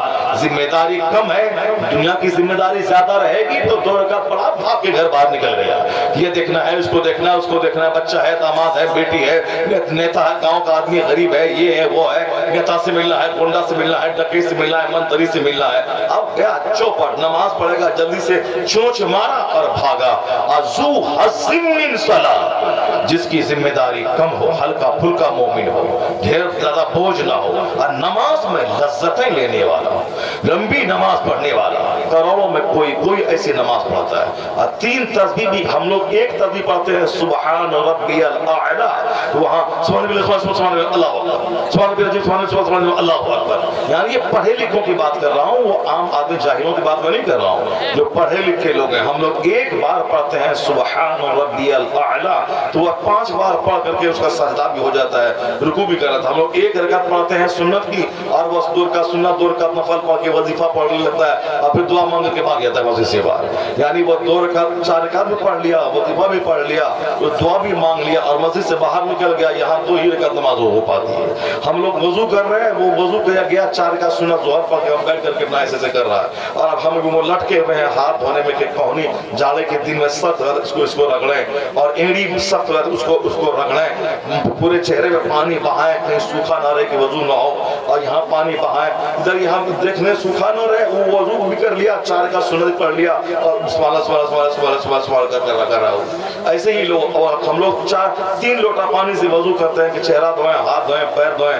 وہ اتنا تو چپ گیا, میں پانی لیا, وضو کر لیا, پھر کھڑا ہو کے پانی بھی پی لیا, اور پانی بچ بھی گیا اس میں, پانی بچ بھی گیا اس پہ.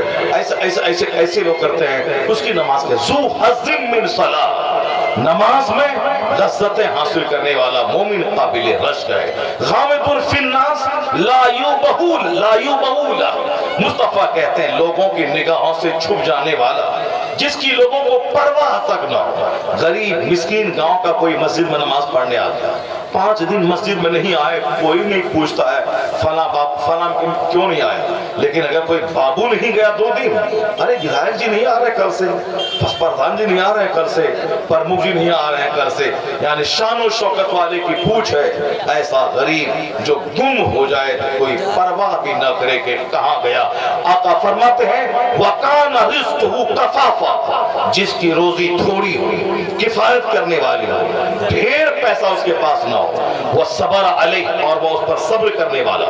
وَقَانَ رِزْقُهُ كَفَافًا وَصَبَرُ عَلَيْهِ, روزی تھوڑی ہو اسی پہ صبر کرتا ہو. حضور فرماتے اُجِّلَتْ مَنِيَّتُهُ وَقَلَّ تُرَاثُهُ وَقَلَّ بَوَاقِيهُ.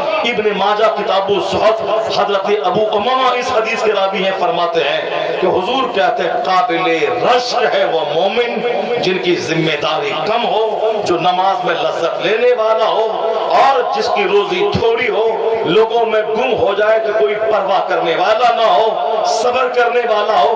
وَأُجِّلَتْ مَنِيَّتُهُ, جس کی موت جلدی آ جائے.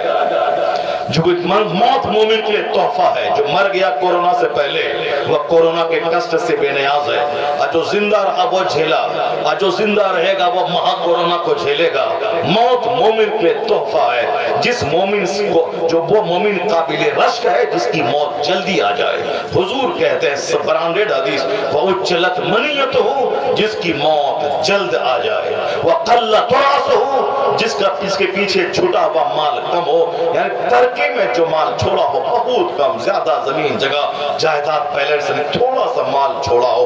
وقلت بواکی، جس کی موت پہ آنسو بہانے والی بھی کم ہو، یعنی جس کا بہت سارا مالدار آدمی کے جنازے میں ڈھیر آدمی آتے ہیں، کاندھا بدل بدل کر اس کو قبرستان تک پہنچاتے ہیں، بھیڑ مالدار پرخان کے جنازے میں، غریب بیچارہ 2-4-10 لوگ جنازے میں رہتے ہیں، اور پھر صاحب اس پر رونے والا بھی کم رہتا ہے۔ مالدار لوگ مرے تو مسکین نوکر روتا ہے، نوکر غلام روتا ہے، ڈھیر ساری سہیلیاں روتی ہیں، سارا احباب رشتہ دار روتا ہے، سارے لوگ مگرمچھ کے آنسو بہاتے ہیں، غریب مرا کوئی آنسو بہانے والا تک نہیں۔ 2-4-10 لوگ جنازے کی نماز پڑھ لیا، اور وہاں ہزاروں ہزار کی بھیڑ لگ رہی ہے۔